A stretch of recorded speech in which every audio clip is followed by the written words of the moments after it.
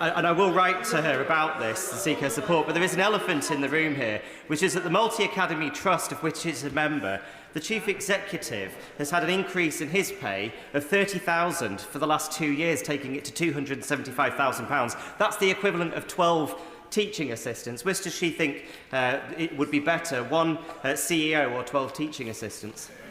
Minister. Executive pay must be justifiable, and it must reflect the individual responsibility that an individual takes on alongside local retention and recruitment needs. We do engage with trusts on levels of executive pay, and I'd be more than happy to discuss this matter further with the honourable gentleman. John Morris. Thank you, Mr Speaker. I'm deeply concerned about Craddock Community High School in my constituency, which was opened 8.5 years ago after being built under a Conservative Secretary of State and Conservative Education Department. Unfortunately, in February this year, cracks were discovered in the structure, and the students are currently being taught in Washington, which is quite a significant journey. Can I ask the Minister to not only back the students and staff at Craddock Community High School, but to have an urgent investigation into how the school got into this state? And does she agree with me that after 100 years in charge, that the legacy of the Tories in West Northumberland is crumbling? Minister. I thank the honourable gentleman for that question and absolutely recognise the challenges that Craddock Community High School are facing, and particularly those due to sit their GCSE and A-level exams. And I wish them every good luck with that, and all young people who over this Easter holidays, I'm sure, have been working very hard towards their exams. I know that officials have been working really closely with the school to make sure they are accommodated in the right way possible, but I think he raises a really important point of how a school built 8 years ago, and indeed all of the schools that we know across the country, are crumbling after 14 years of a Tory government that did not prioritise education. Under Secretary of State Laura Trott. Mr Speaker, not only has the Education Secretary introduced a bill to this place which will destroy standards in English schools, but now the Secretary of State has broken her promises on NICS compensation and is leaving schools in an impossible funding situation. Every MP here has head teachers who are stressed beyond belief at how to manage their funding. So can the Secretary of State guarantee worried head teachers up and down the country that they will not have to make teachers redundant because of her broken promises? Yes or no? Minister. The Honourable Lady has a firmer grip on anonymous briefings in the papers than on the details of the Children's Wellbeing in Schools Bill. She's more focused on petty political games in Westminster than improving the lives of children and families up and down the country. The bill will get qualified teachers in front of classrooms. It will teach a cutting-edge curriculum. It will drive down the costs of sending children to school. It provides breakfast clubs for children who need them. It will stop vulnerable children falling through the cracks. It's a single piece of child protection legislation in a generation. They voted against it. They can snipe from the sidelines. We'll get on with delivering change. Now let's have another marathon runner, Tim Farron. Thank you. He's on his feet. Question number 6, please, sir. Minister. Improving the quality of teaching is the best way to drive up standards in schools. That's why the Children's Wellbeing in Schools Bill will get expert teachers in front of the classroom, driving high and rising standards. We're improving teacher training so teachers are equipped to properly support pupils with SEN to achieve and thrive. But we know there's more to do, and we're paving the way for far-reaching reforms through our plan for change. Tim Farron. I thank the Minister for her reply. 2 excellent teachers in my constituency, both experts in special educational needs provision, set up an organisation called Mighty Oak, whose work is focused upon helping young people with special educational needs who are either not fully or at all attending school at the moment.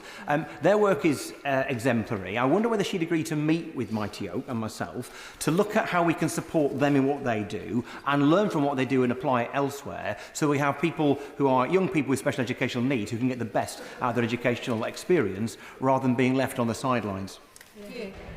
Minister. I thank the honourable gentleman for his question and congratulate him for being on his feet after running the London Marathon. We are absolutely committed to improving the attendance rates of all children, but particularly those with SEND, and making sure we address those challenges both within the school setting and make sure that children have the support to achieve and thrive. I would be happy to engage with him on any good practice in this area that can support us in our endeavours. Bishak. Thank you, Mr. Speaker. In Derby, like so many communities across the country, we face a lack of available SEND school placements with the appropriately trained teachers. In 23-24 alone, Derby City Council spent £18 million on placements outside of the city. It's wrong that pupils and families are not getting the support that they need in their communities. Can the Minister please outline what steps they are taking to increase the availability of SEND school places in Derby, in the East Midlands and across the UK? Minister. I thank the Honourable Gentleman. I know that the Secretary of State had a really useful and interesting visit with him to one of his in Derbyshire, to one of the local schools to see for herself the progress that's being made, or unfortunately not enough being made to support children with SEND. We know that high quality teacher training, particularly in SEND, is really important to make sure that every teacher is a teacher of special educational needs and disabilities, and we'll continue to work to make sure that local authorities deliver on the obligations that they have to all the children within their local area, but particularly those with special educational needs and disabilities. Sir Julian Smith. Mr. Speaker, there are significant gaps in understanding from teachers and school support staff of autism profiles.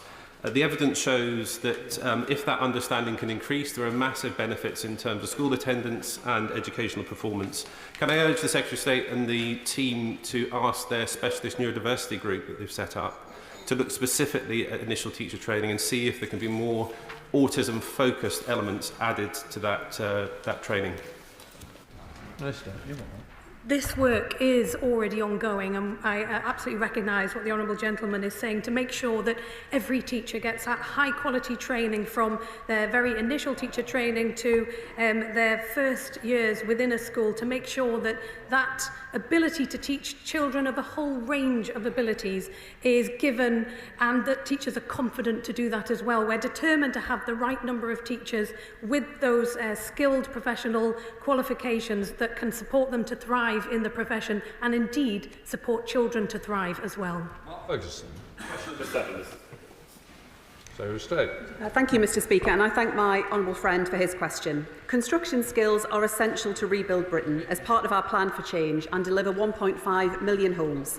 This Labour government is cutting red tape, reforming English and maths requirements to deliver 10,000 more apprenticeships a year. And we're prioritising investment with 625 million additional spending to boost construction skills, 60,000 additional skilled construction workers this Parliament. That's more foundation apprenticeships, more industry placements, support for further education, and 10 new technical excellence colleges specialising in construction skills across England. Mark Ferguson. I thank the Secretary of State for that response. Our plans for the renewal of Central Gateshead are by far the most exciting investment opportunity in North East England. 1.2 billion of inward investment, thousands of new homes and public transport infrastructure. That means 15,000 construction jobs over the next 2 decades. Gateshead College, right at the heart of the development zone, is rapidly increasing places in their superb construction course. But much more is needed. Will she meet with me and Gateshead College to discuss supercharging construction skills to deliver our plan for growth? Secretary of State. I'm grateful to my honourable friend. I have visited Gateshead College in the past to see the fantastic work that they do around digital skills, but I know that they have developed innovative flexible apprenticeships for careers in building design and construction, which I hope can really be the basis for replication elsewhere. So I'll be very happy to meet with him and perhaps to visit Gateshead College to see more about what they're doing around construction. Jess Brownfull. Further education colleges like Chichester College in my constituency are vital in delivering construction apprenticeship and skills training. Many colleges, however, have raised a concern with me that under the last government skills bill, there was a loophole that brought colleges back into the public sector, which means that they cannot now go out and get public investment into their colleges. So what is the Minister doing to address their concerns and ensure that FE colleges can invest in the facilities and courses needed to train our future construction workforce? Secretary of State. The Honourable Lady raises an important point. There was previously a reclassification that she references, Through the construction announcement that we made ahead of the spring statement, we also created a capital pot for employer-led and match-funded projects to make sure that we're really working to deliver some of the programmes that are needed. We are also investing more in further education, again through boosting teaching in this area and also making sure that young people have access to industry placements, which we know is crucial in making sure that they succeed, especially in areas like construction. Paul Kohler. Question number 11, Mr. Speaker. Permission, Mr. Speaker, I'll answer questions 11 and 17 together. Colleagues across the House will know about the lose-lose-lose system we inherited in the Tories' own words. We're investing an extra £1 billion into high-needs budgets, £740 million into creating new places, and have restructured the department to put SEND at its heart. The system needs far-reaching reform. We're engaging with parents, and we brought experts on board to assist us in this important work. Paul Kohler. Thank you, Mr. Speaker. I thank the Minister for her response. Merton Council, in which most of my Wimbledon constituency is situated, tells me there's a national shortage of SEND specialists, particularly therapists and educational psychologists, which is negatively impacting their and other local authorities' ability to produce EHCPs in a timely fashion. There seems to be a particular problem across London where, in over a decade, there's been almost no growth in the number of local authority-employed educational psychologists, despite a large increase in demand. Can the Minister update the House on plans to address this issue and meet with me to discuss the particular challenges in London? Minister. We know that local authorities have been impacted by the increasing demand for education, health and care plans and workforce capacity issues. So much more efficient and effective service delivery and communication with schools and families will be absolutely central to making those improvements. We are working with local authorities and across the department to make sure there is effective early identification as much as possible, and I'm more than happy to continue the engagement with the Honourable Gentleman on these important issues. Ella Maguire. Thank you, Mr. Speaker. As the Minister will know, I often hear accounts of constituents waiting over 2 years for education, health and care plan assessments from Surrey County Council. When it finally comes, it's frequently carried out remotely, with assessors never actually meeting the child. Head teachers report that these delayed and inaccurate assessments result in inadequate funding, leaving schools under-resourced and simply unable to meet the children's needs.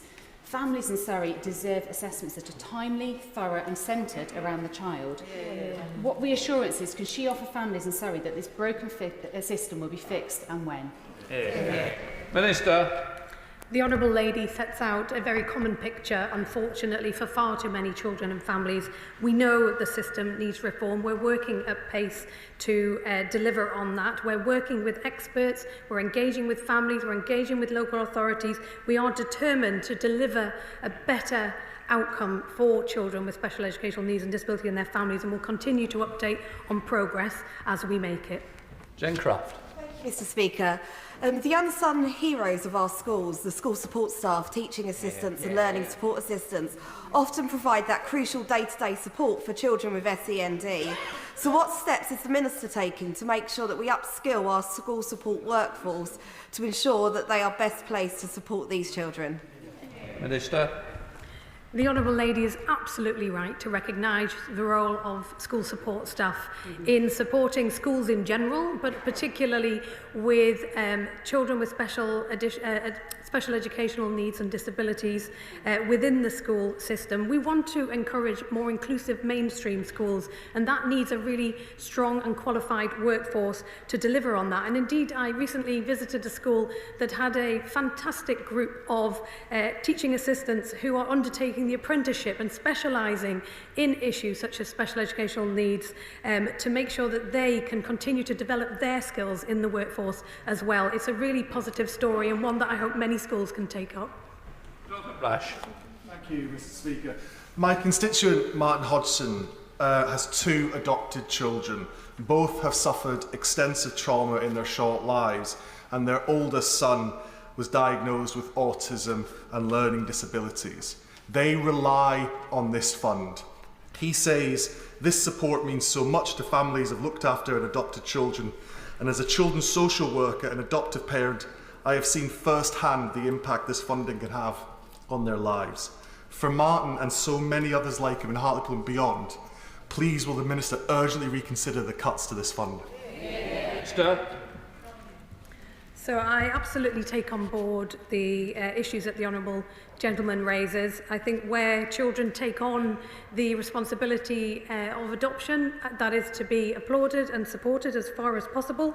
The government is obviously considering all of the financial matters in a very difficult context and making some difficult decisions, but we'll continue to bear in mind the issues that the Honourable Gentleman raises and want to maximise the number of children who can access a fund and get the vital support that is needed.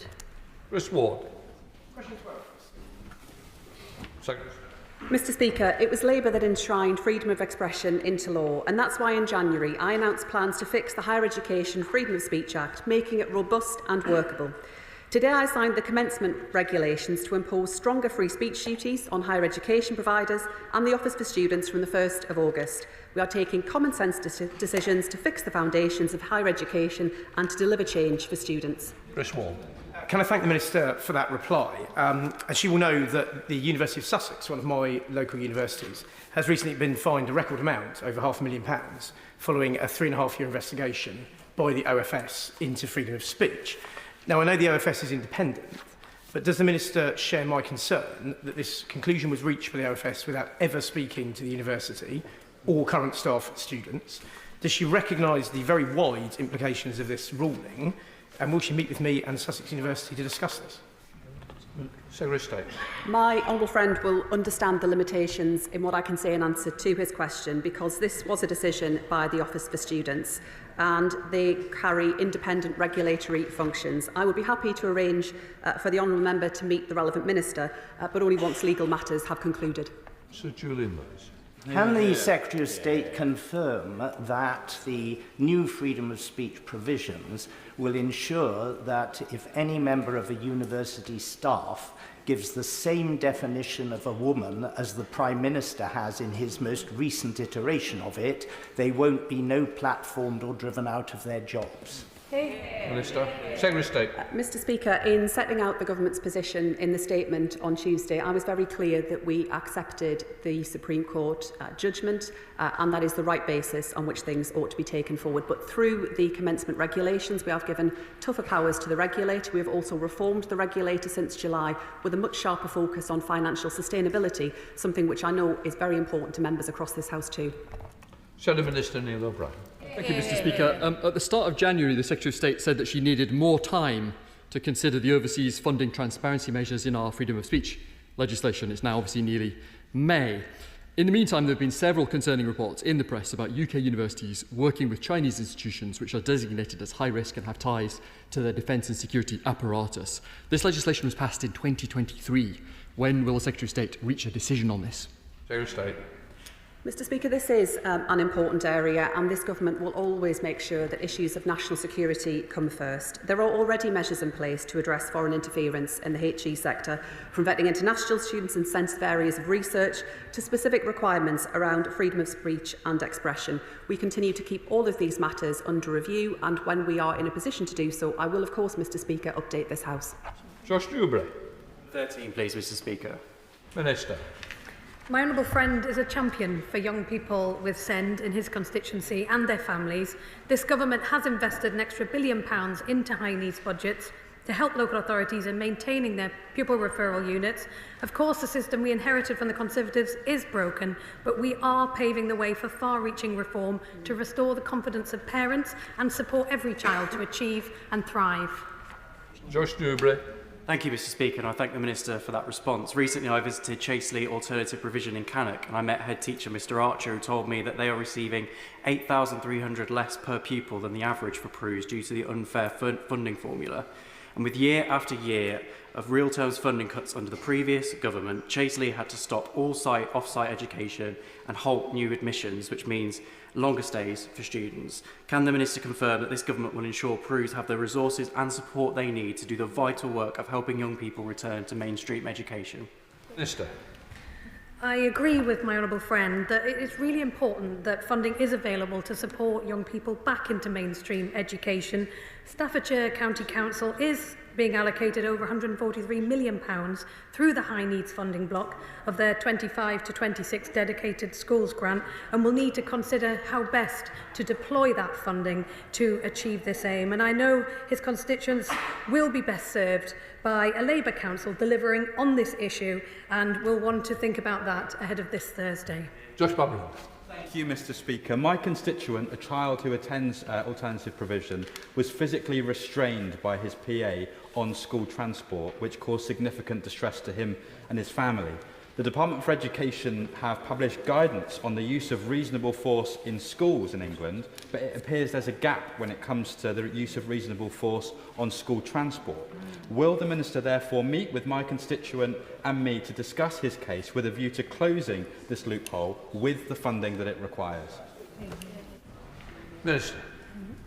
The Honourable Gentleman raises a really important point, and it's one that we are looking at as a department. Obviously, home-to-school transport is a really important aspect of accessing education, but that needs to be safe and safe for all children. And I'd be more than happy to discuss the issue further with the Honourable Gentleman. Rachel Maskell. Thank you, Mr. Speaker. Number 15, please. The Tories were more interested in picking ideological fights and ensuring universities were financially sustainable.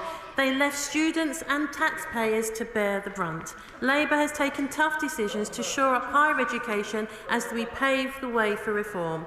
We will fix the foundations of higher education to deliver change for students. Rachel Maskell. Thank you. Over half of UK universities, including the University of York, are again consulting on academic and staff redundancies.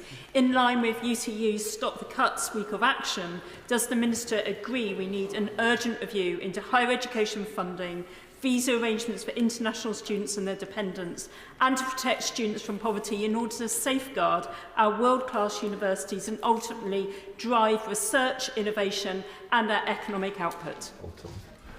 Minister. We are committed to securing the future of our higher education sector, and we absolutely recognise the excellent economic value which is crucial to our future economic growth. We welcome international students who enrich our campuses, forge network with domestic students and become global ambassadors. We will set out our plan for reform in the summer. Vicky Slade.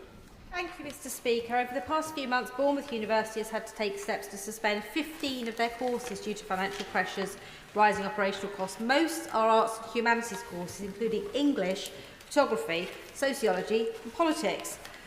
I'd like to ask the Education Secretary what options exist for universities to access other sources of funding and what assessments are being done to protect arts and humanities courses across our higher education sector.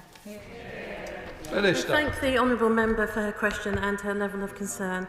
Higher education providers are autonomous and responsible for managing their own budgets, and if there were any risk, we would work with the Office for Students to ensure that students are protected, that government reserves the right to intervene to protect the interests of students, but there is also the strategic priorities grant, which is available on the basis to support teachers and students in higher education for more expensive subjects. Thank you. Topicals, Imran Hussain. Thank you, Mr. Speaker. Following on from those questions, number one. Thank you, Mr. Speaker. Today, in places like Leicester, Birmingham, County Durham, Gloucestershire, Worcestershire and Northumberland, some of the last of our 750 early adopter schools will launch their free breakfast clubs.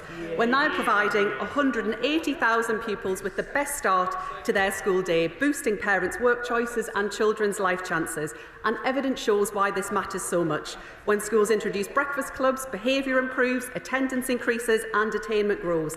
And also it gives parents 30 minutes of free childcare every day to juggle work and family life. That is why we will cement those freedoms and that opportunity through the Children's Wellbeing and Schools Bill, delivering on our plan for change.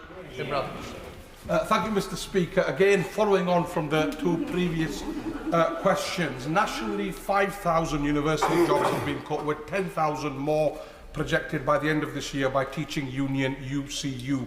In Bradford, up to 300 further jobs are at risk. The university nursery service faces the chop and some courses are long gone in a bid to meet funding shortfall. So will the Minister set out what steps she's taken to protect staff and students in places like Bradford with the growing crisis in our higher education?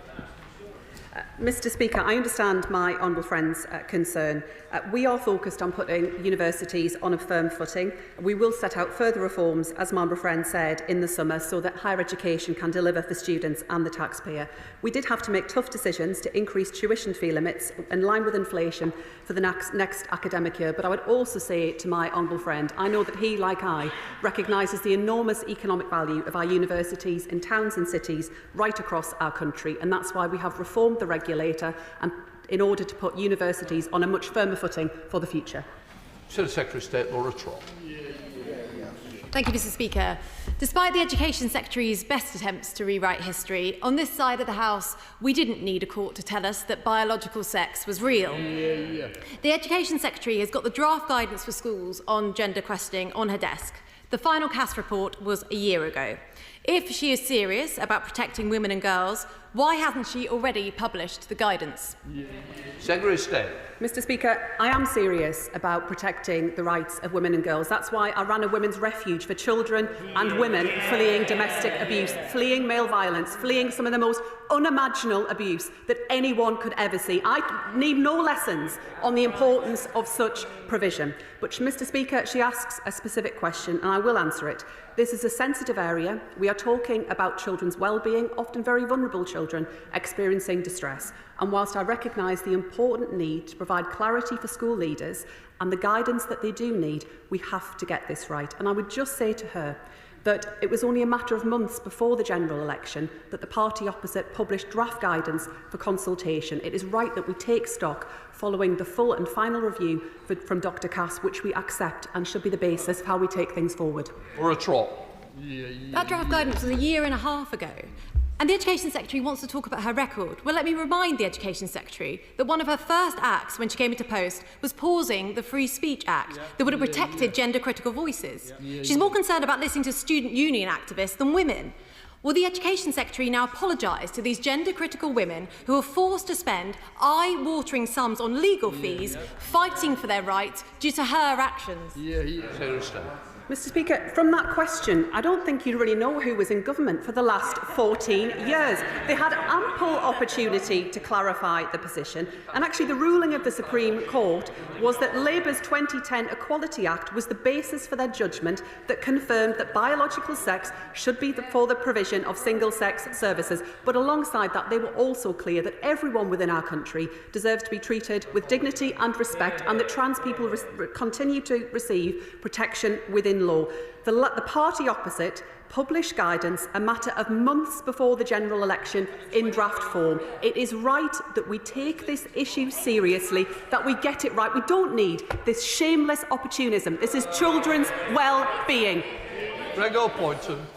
Mr Speaker, the exam season in Scotland is well underway, and I think the whole House will join me in wishing pupils in the Livingston constituency and right across Scotland luck over the coming weeks, and to thank the teachers for preparing them during this academic year.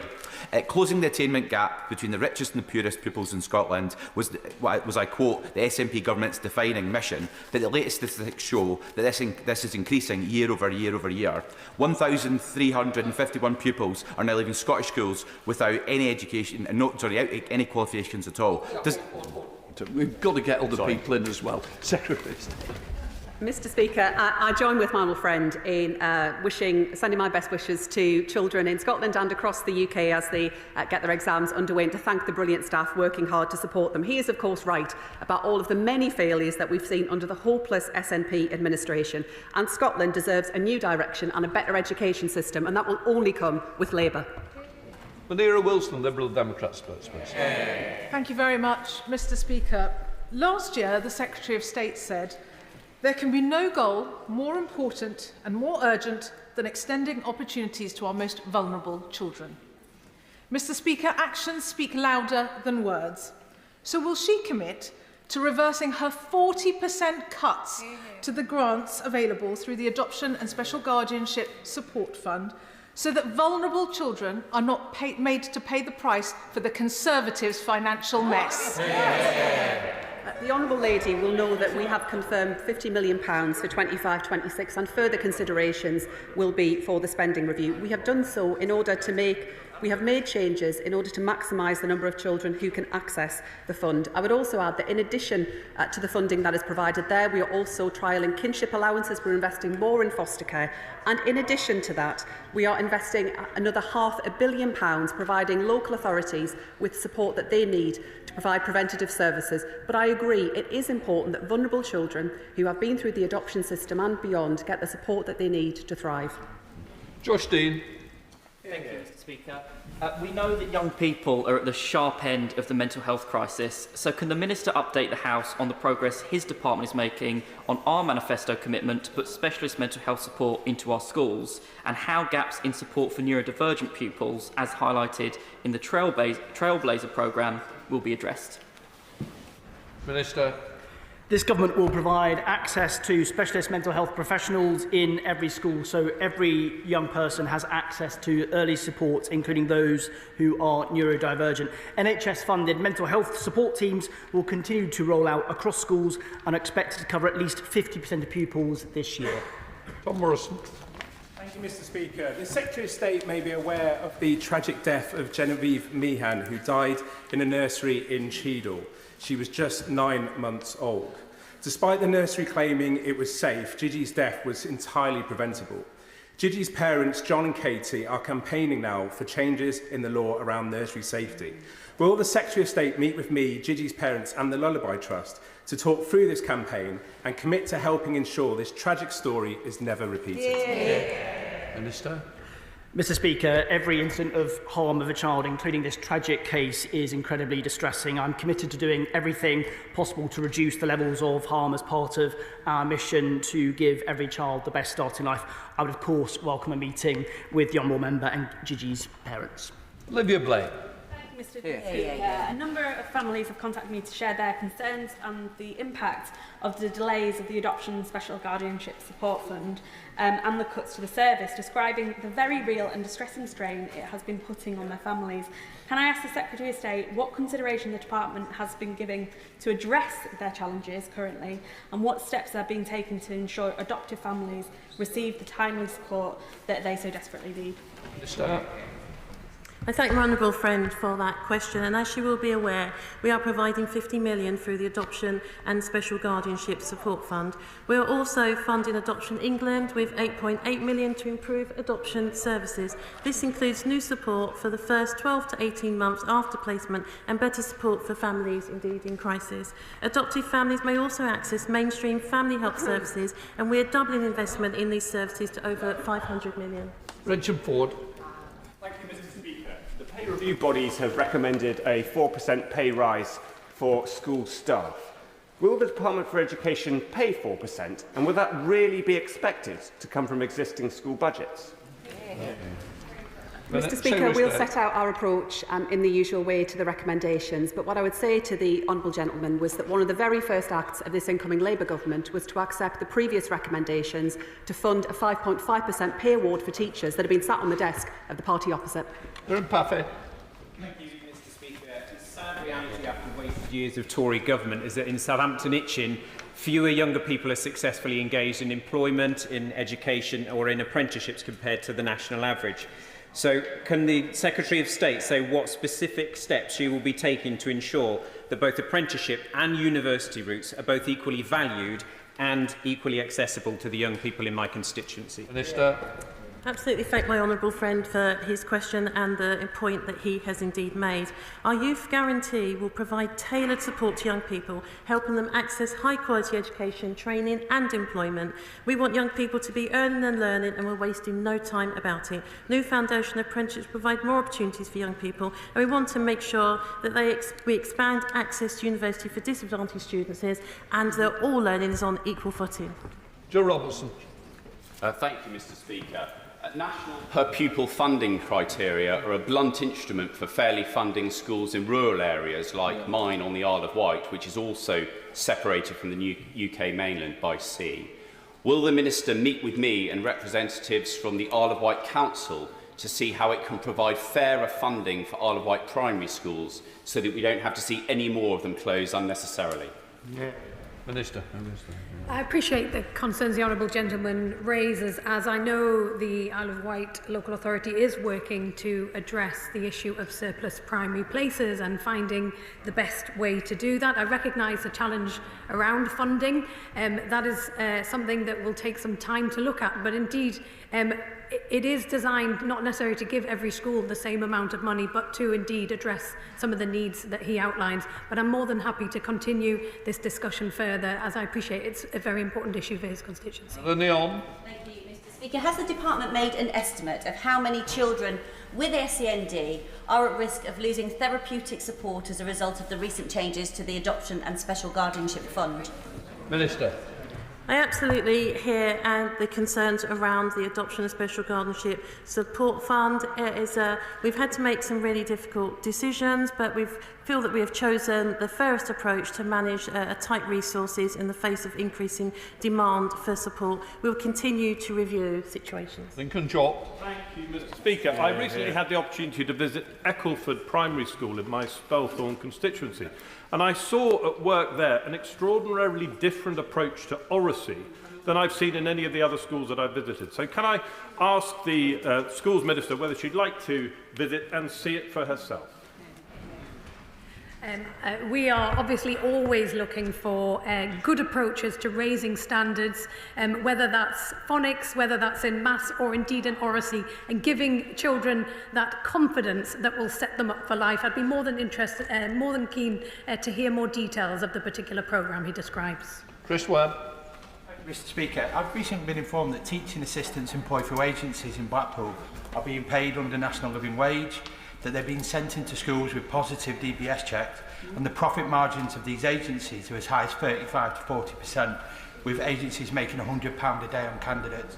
Will the Minister agree to meet with me to discuss these issues in Blackpool? Minister. We know that support staff and temporary staff and agency staff can provide a really important support to schools where they're needed, but of course it must be done in a fair way that helps to manage school budgets and also provide the outcomes for children that we know a really stable teaching force can bring. I'd be more than happy to discuss these particular issues that he raises with the honourable gentleman. Pete Fortune. Thank you, Mr. Speaker. Bromley Council has the second highest rate of education, health and care plans in London and is in desperate need of extra special school provision. The council itself is looking to bring forward a 200-space special school, but is met with a lack of innovation through the Education Skills and Funding Agency. Will the Minister meet with me and local officials to discuss how we can break these bureaucratic blockers and deliver this provision? Minister. Yes, I'd be happy to meet with the honourable gentleman. O'Donnell. Last month, I held a public meeting in my constituency with over 100 parents, carers and pupils to discuss our concerns about the quality of secondary education in my constituency. It's an absolute scandal that over 60% of young people leave school without a pass, a level 4+ in maths and English GCSE, and it's a trend that has got worse under that party opposite. So will the Minister commit to me that driving up standards in my local schools is a priority for this Labour government? Minister. The Honourable Lady is a passionate advocate for better outcomes for the young people in her constituency, and I commend her approach for engaging so widely with parents who I know share her concerns. I am more than happy to give her that commitment. Everything we do in this department is about driving opportunity, and that means driving standards in every school in every part of the country. Monica Harding. Thank you, Mr. Speaker. This week I visited a school in my constituency of Esher and Walton and was told about a boy with SEND needs who had been temporarily excluded 5 times, extremely dysregulated and vulnerable, waiting 2 years for specialist provision, trying to get to the top of the mental health list and told he couldn't. What would I say to his head teacher who's at the end of her tether? The Honourable Lady raises a really important case, and I know we have discussed some of the challenges in her local area in relation to delivering better outcomes for children with special educational needs and disabilities. She's absolutely right to raise the challenge of making sure we have the health workforce that can back up the change that we need to see within education settings, and we're working really closely with colleagues right across government to make sure that we take a joined-up approach to improve better outcomes. Mr. Speaker, Welsh universities, including Bangor, are also facing very real challenges as a direct result of policies introduced by the last UK government. So could the Minister perhaps update us on the conversations that her department is having with the Welsh Government around higher education in Wales? Minister. I'm sure I know my honourable friend is aware that education is devolved, and the Welsh Government is responsible for education policies in Wales, including that covering universities. However, I'd like to reassure her that the Department for Education engages the devolved government at ministerial level and indeed at official level on a range of areas covering education and indeed students. Becca Smith. Thank you, Mr. Speaker. What reassurances can the Minister provide concerned adoptive parents in my constituency who benefited from the match funding element of the ASGS? They have seen their funding cut from potentially £10,000 to £3,000. Will she consider reintroducing this vital element of the ASGS? The Adoption and Special Guardian Support Fund still enables those eligible to access a significant package of therapeutic support to meet individual needs. The Adoption and Special Guardianship is important, which is why we have continued to fund it, but it is not the only source of adoption and kinship support, for which responsibility lies with local authorities, regional adoption agencies, and our £8.8 million of funding of Adoption England support, which can assist this. Vince. Thank you, Mr. Speaker. This morning I had the pleasure of visiting Millwards Primary School, one of the many brilliant primary schools in my constituency of Harlow. One of the main issues raised by primary schools is the issue of school readiness, which we know has hugely been impacted by the closure of Sure Start. What is this government doing to ensure young people are ready for school and ready to learn? I thank my honourable friend for his question. I know he's a huge champion for children in his constituency. This child-centred government wants to break down the barriers to opportunity and ensure that every child gets the best start in life. That's why, through our plan for change, we are introducing a number of initiatives, including good quality early education, increasing school-based nurseries, and investing in other initiatives which support a child's development. Final question, Jim Shannon. Thank you, Mr. Speaker. What steps will be taken to ensure that there are therapeutic and counselling opportunities in all primary schools across the United Kingdom to ensure the earliest of intervention for young pupils who potentially struggle in their education? Thank you. Minister. Obviously, education is a devolved matter, but I know that my honourable friend is a champion on these issues. I'm very happy to meet with him, but obviously we are committed to rolling out mental health support teams to every school in England. Right, we'll just let the front benches change over. Shannon champions everything. No, not even relevant, it's devolved. I take that.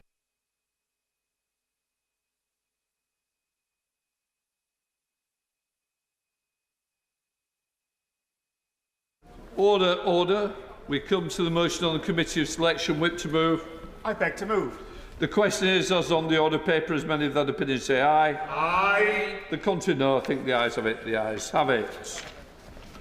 Before I call the honourable member for Leeds Central and Headingley to ask his urgent question, I must advise the House that although the matter is not yet sub judice, for the purpose of this House rules related to these matters, members should exercise care in what they say about a live criminal investigation.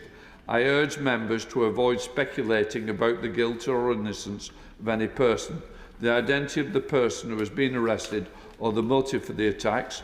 Members should take care not to say anything in this House that might prejudice a criminal trial. Members may ask about the emergency services, the response to the attacks, the support for victims, families and other connected matters, but I do urge the utmost caution in avoiding any remarks that might be prejudicial. I now call Alex Sobel to ask his urgent question. Thank you, Mr. Speaker. To ask the Secretary of State for Home Department, she will make a statement on the incident that occurred in Headingley on the 26th of April. Minister. Mr. Speaker, first of all, can I thank my honourable friend for securing this urgent question? And may I begin by expressing that my thoughts and prayers are with the victims of this horrific, violent incident in Headingley, Leeds, on Saturday. I understand the shock that this incident has caused amongst the local community in Headingley, and I understand that my honourable friend, the member for Leeds Central and Headingley, will want to get rapid answers for the constituents that he represents. At the same time, as you have pointed out, Mr. Speaker, this is a live police investigation, and we all have a responsibility not to say anything that would interfere with that investigation or any legal proceedings that may follow from that investigation. But for the benefit of the House, I will just recap what the police have themselves said about the incident and the ongoing investigation. On the afternoon of Saturday the 26th of April, West Yorkshire Police were called to reports of a male on Otley Road, Headingley, Leeds, in possession of a crossbow and a firearm. Armed police arrived at the scene at 14:53 hours, where the suspect was found with a self-inflicted injury. He was taken to hospital and remains in a life-threatening condition. On arrival, officers also found 2 members of the public who were injured and admitted to hospital. One of the victims has now been discharged from hospital. The other has undergone surgery after suffering life-threatening injuries, and our thoughts remain with the victims and their families. Counter-Terrorism Police North East have taken the lead for the investigation into this attack and are now working with the West Yorkshire Police. As I've already said, this is an ongoing investigation and I cannot comment on particular details of the case other than to note that we must allow the police time and space to conduct their investigation. Having said that, we are very aware of concerns about the use of crossbows in violent attacks. We share this concern, and last week the government tabled amendments to the Crime and Policing Bill to strengthen age verification controls on both the online sale and delivery of crossbows. The previous government held a call for evidence on licensing systems that could apply to crossbows last year, to which they did not respond. As part of our wider work to get dangerous and lethal weapons off Britain's streets, we will shortly be publishing our response to that consultation, setting out how we plan to go further to limit the availability and accessibility of crossbows in this country. Mr. Speaker, I'm very grateful to you for granting this urgent question after the harrowing attack in my community in Headingley on Saturday. My community is still reeling in shock and disbelief at the horrific act of violence occurred in our midst on Saturday afternoon.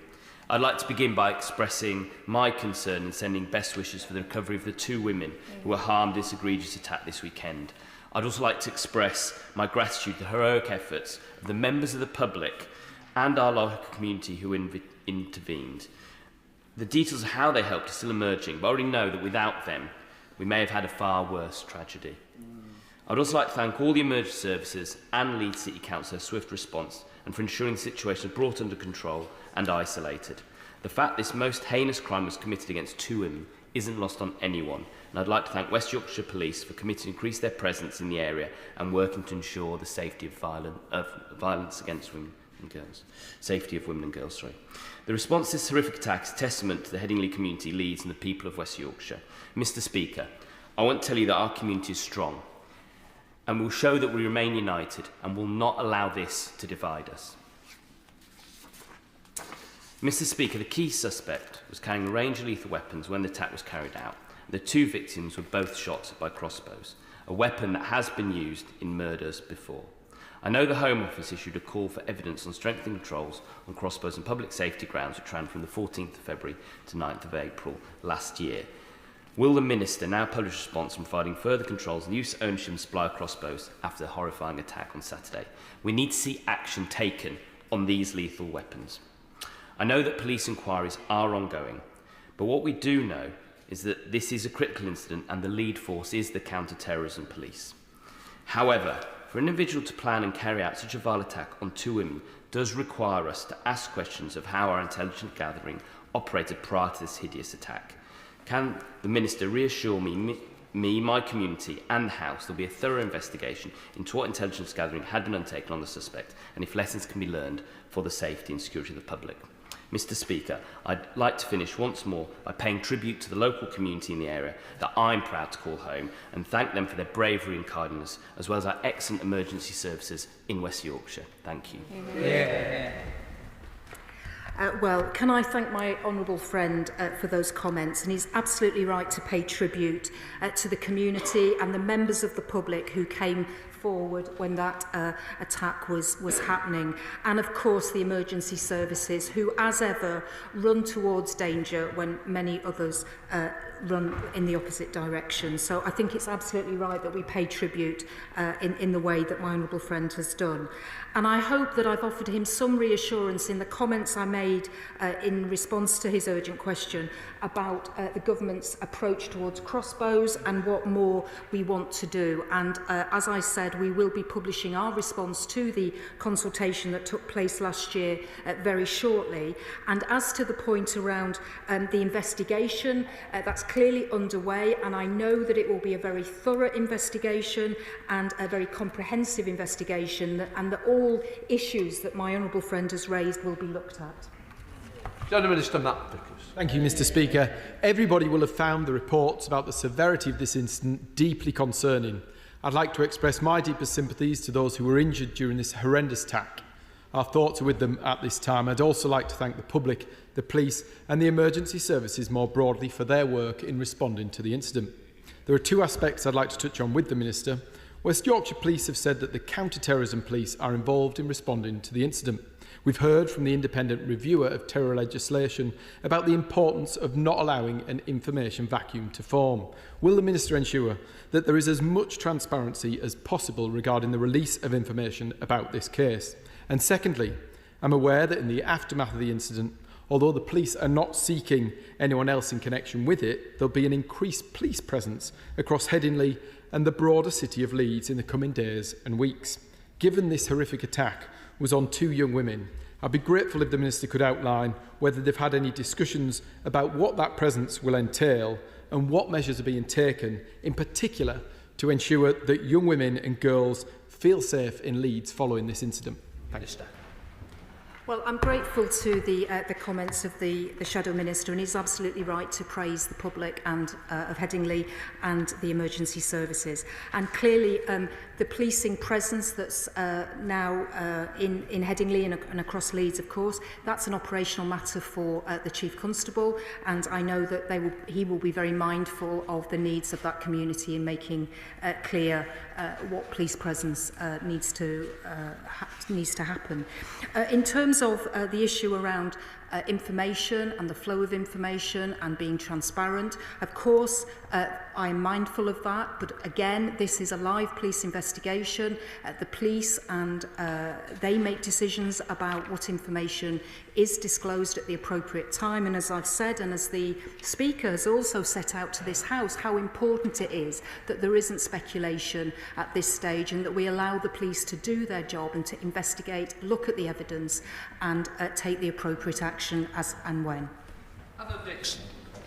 Thank you, Mr. Speaker. I'd firstly like to echo the comments of my honourable friend for Leeds Central and Headingley in expressing my deepest sympathies to the families of the victims of this horrendous crime. The West Yorkshire Police are currently investigating two recent murders in my own constituency of Shipley, and I would really just like to ask my right honourable friend if she could just assure me that West Yorkshire Police do have the necessary resources that they need to be investigating not only this most recent incident in Headingley, but obviously the wider serious crime that's going on at the moment in this area. Thank you. Minister. Well, I'm very grateful for the comments of my honourable friend, and can I reassure her that yes, all police forces have seen additional resources put in this new financial year. Up to 19.6 billion is going into policing. We know that there are challenges in policing, but I've every confidence that West Yorkshire Police have the resources they need. I know they have a very effective mayor and deputy mayor who leads for policing, and they make the case for their police force very well indeed. The Liberal Democrat spokesperson, Lisa Smart. Thank you very much indeed, Mr. Speaker. No one should have to live in fear of such horrific violence. The appalling events in Headingley on Saturday have left a community shocked and two women with really serious injuries. My thoughts and those of all the Liberal Democrats are, of course, with the victims, their families and all of those affected by a crime of such awful brutality. This is yet another devastating example of the violence faced by women and girls across the country, which we must all work to end. It is also yet another example of a violent attack where a crossbow has been used, one of too many in recent years. Among others, my honourable friend, the member for Richmond Park, has urged the government to review and strengthen crossbow regulations. And I note the government's amendments to the Crime and Policing Bill, including new clause 70, and also the Minister's response to the honourable member for Leeds Central and Headingley. But could the Minister confirm when the government's formal response to the call for evidence will be published? Minister. Well, I'm grateful for the comments from the honourable member who leads for the Liberal Democrats, and of course we all are committed to ensuring that violence against women and girls is halved over the course of the next decade, and my honourable friend who sits with me on the Treasury bench today is leading on that. It's a really important strand of the Safer Streets mission. On the crossbow issue, I'm pleased to hear the support from the Liberal Democrats for the work that's ongoing at the moment and in the Crime and Policing Bill in particular. It will be very shortly that we will bring this approach from the government and response to the consultation forward. Can I just say I've taken a particular interest in this issue, and I've met with families that have been affected by crossbow violence attacks. Laura Sugden up in Driffield, who lost her partner Shane Gilmore, I met recently, and just this morning I met Joan Whelan, whose partner Dave Peck was killed in 2022 by someone using a crossbow. So I am very aware of the need for action on this particular issue. Albert. Thank you, Mr. Speaker. And also, please, may I wish the victims of the Headingley attack a full recovery. My thoughts are with their friends and family and the community. Just this morning, I welcomed Joan Whelan to Westminster to meet with the Minister of State for Crime, Policing and Fire, and I thank the Minister for her time and sage advice and counsel. Following the tragic loss of her beloved partner, Dave Peck, Dave was fatally struck by bolts fired from a crossbow into an open, busy pub in Westcliff in my constituency of South and East and Rochford in 2022. Dave was affectionately known as West Ham Dave, a larger-than-life character. Dave and Joan together had 22 grandchildren who now no longer have their granddad in their lives. The crossbow was purchased by a resident with paranoid schizophrenia who had a history of mental health struggles. It was purchased freely, unchecked, unlicensed and on the internet. Does the Secretary of State agree that more needs to be done to stop crossbows falling into the wrong hands, and can she join me in thanking Joan for her bravery in sharing her story? Thank you. Well, can I thank my honourable friend for bringing Joan to see me today, and she was an incredibly brave and impressive person to hear directly from about the impact of what it had meant to her and her family and the 22 grandchildren, the loss of Dave. So I think my honourable friend, in just the few words he said then, make the case very effectively for further changes around crossbows and the law around them. Charlie Jones. Thank you, Mr. Speaker. The Minister mentioned her meeting with Laura Sugden, and may I pay tribute to Laura for the campaigning she is doing on this. It's now over 7 years ago since Anthony Lawrence brutally murdered her partner, Shane Gilman. Laura herself was attacked in the by a crossbow and was pregnant at the time. So I know that a response is coming to the consultation, but can she perhaps give us more detail on the timetable of that response and what likely next steps we're going to see? I'd also like to pay tribute to Laura, an incredibly brave woman faced with the horrific attack that happened when the neighbour got through the roof space and into the house and attacked her and her partner. I can't give a specific date. I used to really dislike this when I was sitting on those benches and a government minister would say shortly or imminently, but I can guarantee that I'm doing my very best to make sure that this is as soon as possible that we will respond to the consultation from last year. Gavin. Thank you, Mr. Speaker. Can I express my sympathies and those of the people of Central Ayrshire to the victims and those affected by this horrific attack? And can I note the presence of the Mayor of West Yorkshire in the gallery today? Does the Minister support the excellent work the Mayor is leading to keep women and girls safe in West Yorkshire? And can she commit to working with mayors and police and crime commissioners across the country to tackle the rise of misogyny? Mr. Speaker, but I am very conscious of the excellent work that the Mayor of West Yorkshire carries out and her Deputy Alison Lowe, and that violence against women and girls and that real commitment to making policies that will have a dramatic effect on the women and girls of West Yorkshire. Lee Anderson. Thank you, Mr. Speaker. We have unhinged individuals roaming our streets and towns and cities with crossbows, with knives, with swords, with dangerous weapons, and no tinkering around legislation or licensing will stop this madness. Isn't it about time we had mandatory jail sentences for people carrying these weapons? Yeah. I think the Honourable Gentleman raises a really important point, and I think we are working in government as quickly as possible to understand and identify the nature and scale of a growing cohort of predominantly young men and boys who are fixated with violence. We want to make sure that we have a proper multi-agency interventions and approach to manage the risks they pose. And the Prime Minister has already set out that if the law needs to change to recognise this new and dangerous threat, then we will change it and we will do so quickly.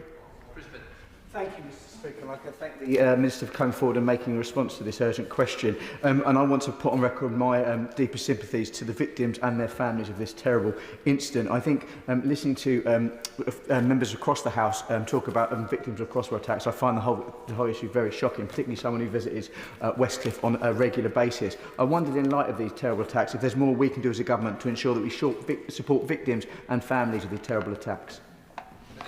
Well, my honourable friend raises a really important issue about how victims of these attacks are supported. And of course, as I've discussed this morning, I was talking with Joan about the support that she received after that horrific attack on Dave Peck. There is more to do on this, and it's certainly something that I'm very aware of. And again, with Laura Sugden, the support and help that she's had since she was attacked by a crossbow. But there is more to do, and I'll certainly be talking to my counterpart in the Ministry of Justice around that support. Dr. Andrew Morris. Mr. Speaker, does the Minister share my surprise at just how easy it is to get hold of one of these weapons? A few clicks buys you a Guillotine X Plus compound crossbow for £324.91 plus £6.99 delivery, or a Jaguar Deluxe for £129.95 delivery free. These things are as deadly as shotguns, and yet we don't licence them as such. Will the Minister, in the plans that she has heralded, consider very seriously going down the same route as other European countries and make sure these deadly weapons are properly controlled? I think in the few sentences that the Right Honourable Gentleman just uttered to the House, he makes a very compelling case for why change is needed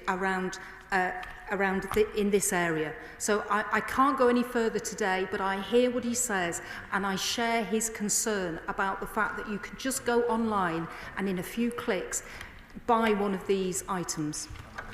Tom Gordon. Thank you, Mr. Speaker. I've had a number of people mention to me that they themselves have been to university in Leeds, or they still have kids who live in the local area in Harrogate who go to university in Leeds. It's got quite a high density and population of students. I just wondered what conversations the government had with local authorities and other partners to make sure that university students and parents were feeling supported and that there were reassurances. And I'd just like to also make sure that I echo sentiments of members across the House in terms of thanks to emergency services and those affected. It's a very important point about public reassurance and confidence about going out in local communities, and I know West Yorkshire Police are doing that through the extra police presence. I know that my honourable friend, the Member of Parliament for that area, will be working with community groups and the university, and also I know the Home Secretary and the Security Minister have also been involved over the weekend in this incident and being properly briefed. So I think across the board there is engagement, and all the key stakeholders are part of those conversations. Robin. Thank you very much, Mr. Speaker, and I join the rest of the House in bringing those victims of this horrific crime a speedy recovery. I note that the counter-terrorism police have been involved in regards to intelligence gathering, and it is the concern about that online and incitement to violence. Would the Minister join me in condemning the recent statement by the so-called Irish rap band Kneecap, where it's been actually reported that they have said to their audience that they should kill their local MP and the only good Tory is a dead Tory. Yes, of course, I would condemn any comments like that online. Clearly, I cannot comment, if we're talking about this particular case today, about anything that was posted online in relation to this case. But the Honourable Gentleman will know that we work in partnership with technology companies to ensure that they understand their responsibilities to tackle illegal content on their platforms, and we've been clear that they need to act quickly to identify and remove the content from their platforms once posted. More generally, the Online Safety Act places duties on platforms to swiftly identify and remove illegal content, which we expect them to abide by. And furthermore, these platforms have a moral responsibility to keep their users safe and the general public safe, and we expect them to take all reasonable steps to do so. Can I say it's a very important that matter is raised? I'm not quite sure it fitted in here. Might have been good to do a point of order at the end, because I do think it was something that was going to be raised in the House. Right, I'm sure that Jim Shannon might be starting. Jim Shannon. I certainly will, Mr Speaker. Thank you. And thank the Minister very much for the answers. Our thoughts are always with the victims and indeed with the police officers and the emergency services who responded in such a positive way. It is a belief of others, and indeed myself, that incidents like this highlight the fact that the police services, and particularly the community police officers, need to be seen more on the ground to ensure that police officers are able to look at reoccurring incidents and the use of crossbows, and to put in place policing to ensure public safety and send the message that the police are on the ground and close by, and understand that this needs to be the case not just in Headingley but indeed across all of this great United Kingdom of Great Britain and Northern Ireland. Thank you. And the Honourable Gentleman makes the case for what this government is doing, which is neighbourhood policing, putting that 13,000 police officers and PCSOs back into our local areas, into our communities, to not only provide that police presence, but that public reassurance, which is so important to the people that we all represent. That completes the urgent question. Let the front benches change up.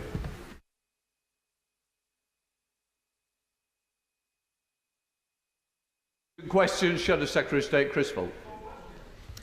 Thank you, Mr Speaker. To ask the Home Secretary to make a statement on the child rape gang scandal. Minister. Thank you, Mr Speaker. The Shadow Home Secretary was away when I updated the House on the Government's response to the independent national inquiry into child sexual abuse and on the action we are taking to investigate and tackle child grooming gangs across the country. As I have said many times, people up and down this country are understandably horrified by the appalling crimes committed by despicable grooming gangs. Children subjected to the most unthinkable sexual violence, frontline services, local authorities, elected politicians turned away or even blamed the children rather than their rapists. I know this because I speak to victims week in, week out, and have done for decades. This government is determined to get to the truth of both historic and current grooming gangs, to ensure perpetrators are punished and to deliver justice and accountability for victims and survivors. That is why we are pressing ahead with key recommendations of the independent inquiry, including the mandatory duty to report. Baroness Casey, who conducted a no-holds-barred review into grooming gangs offending in Rotherham, is currently overseeing a national audit on group-based child sexual exploitation and abuse. The audit will identify what further work is needed. It is looking at the scale, nature and profile of group-based abuse, including the characteristics of offenders. It will conclude in the coming weeks, and I have already committed to publishing the findings. The Home Secretary and I have always been clear that the first priority in tackling this heinous offending is getting perpetrators behind bars and getting justice for the victims and survivors. That is why all police forces in England and Wales have been asked to review historic grooming gangs investigations that were closed with no further action, and to pursue new lines of inquiry and reopen investigations where appropriate. We are also going further than ever before to support local areas to hold independent local inquiries, which can drive action and accountability at a local level. That is what inquiries in Telford, Manchester and Rotherham have delivered effectively, and that is the approach we would like to see rolled out elsewhere. In January, we said we would support 5 local inquiries. We are moving ahead with that commitment and have confirmed that funding will be made available to Oldham Council as part of this work. We are currently working with a range of experts to develop a best practice local inquiries framework so that local areas that conduct inquiries do so in a way that actually delivers justice, accountability and truth, commanding the support of victims and survivors. Our focus is on delivering meaningful, tangible change for victims and survivors. That means delivering on key recommendations of Professor Jay's national inquiry. It means getting perpetrators behind bars and, most importantly of all, protecting children today. Thank you, Mr. Speaker. The whole nation is shocked by the rape gang scandal. Thousands of young teenage girls systematically raped over years by men of predominantly Pakistani heritage. Girls like Jane, who was repeatedly gang raped at the age of just 12. The police found her being abused by an illegal immigrant. But instead of arresting the illegal immigrant, they arrested her. That is sick. The last government took action by setting up the wider J inquiry and the grooming gangs task force. But the truth is, that is not enough. There is now clear evidence that those in authority covered up these rapes because the perpetrators were mainly of Pakistani heritage.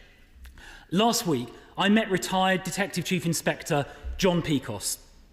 In Bradford, he witnessed the abuse of a young girl in a car, but he was then instructed by a Chief Superintendent to drop the matter to avoid antagonising Bradford's Muslim community. Covering up the rape of young girls for that reason is one of the most immoral things I have ever heard. Yet not a single person, not one, has ever been held to account for these cover-ups. That is why we need a national statutory public inquiry which can compel production of evidence. Even last year, authorities in Manchester were still covering up, leading to the chairs of the local Manchester inquiry to resign.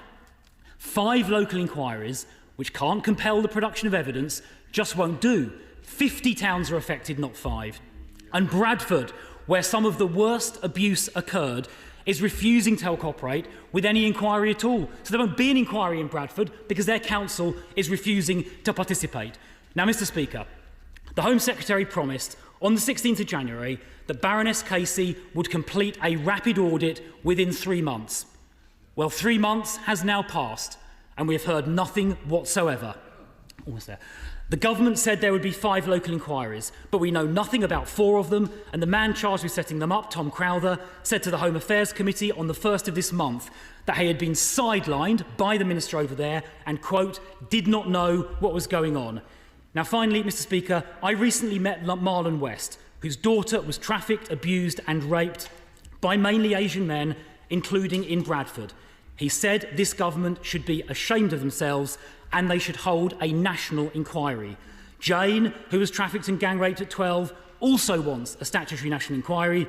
Labour Mayor Andy Burnham, Harriet Harman and the Labour MP for Rotherham all agree. So will the Minister do what they and Marlon and Jane are all begging for and hold that national inquiry so those who covered up that scandal are at last held to account?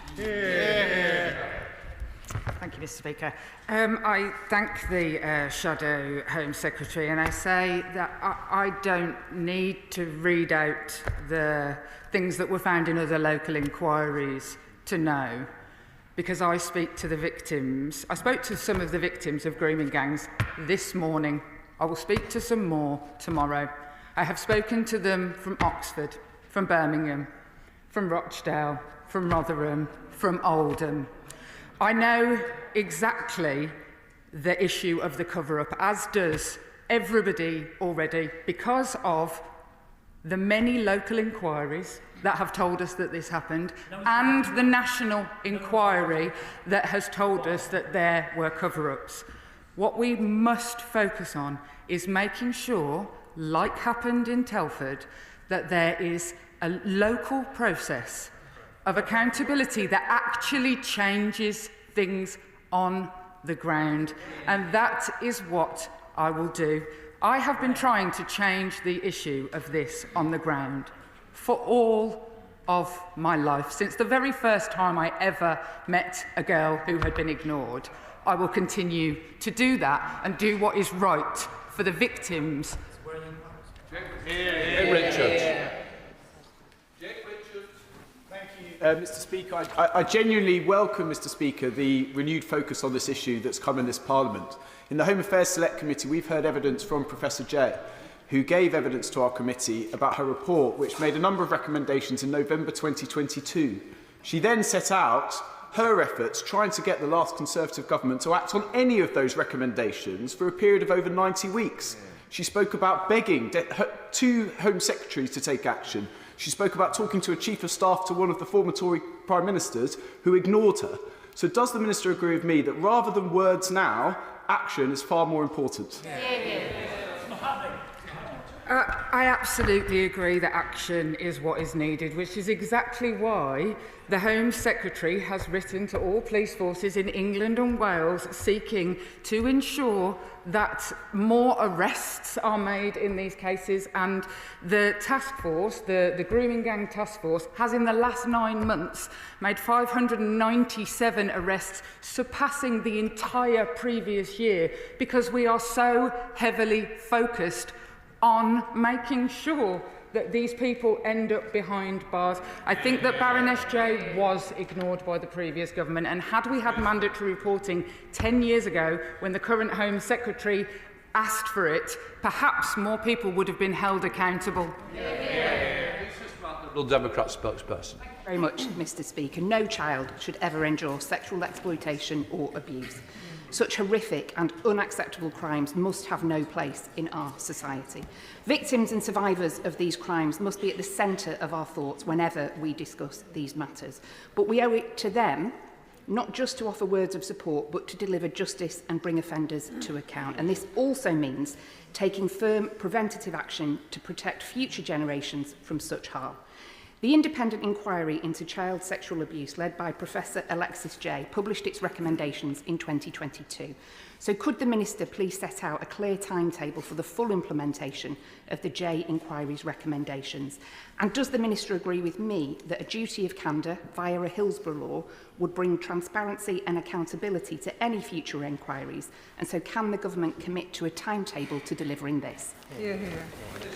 I thank the Honourable Lady and agree with her that the inquiries and all of this is only worth anything if we crack on, and that is why when I came before the House before the recess, I said that we would go alongside the publishing of an action plan around the recommendations of the Jay report and also Jay's work into grooming gangs as part of that is all been published as part of a government plan, but it is only the beginning, and actually this is going to take years and years. And with regard to the duty of candour, it seems appalling, doesn't it, that we have to ask people to tell the truth, and yet here we are. Of course, that is what we must be striving for, and like she says, on behalf of the victims and survivors. Chris Murray. Thank you, Mr. Speaker.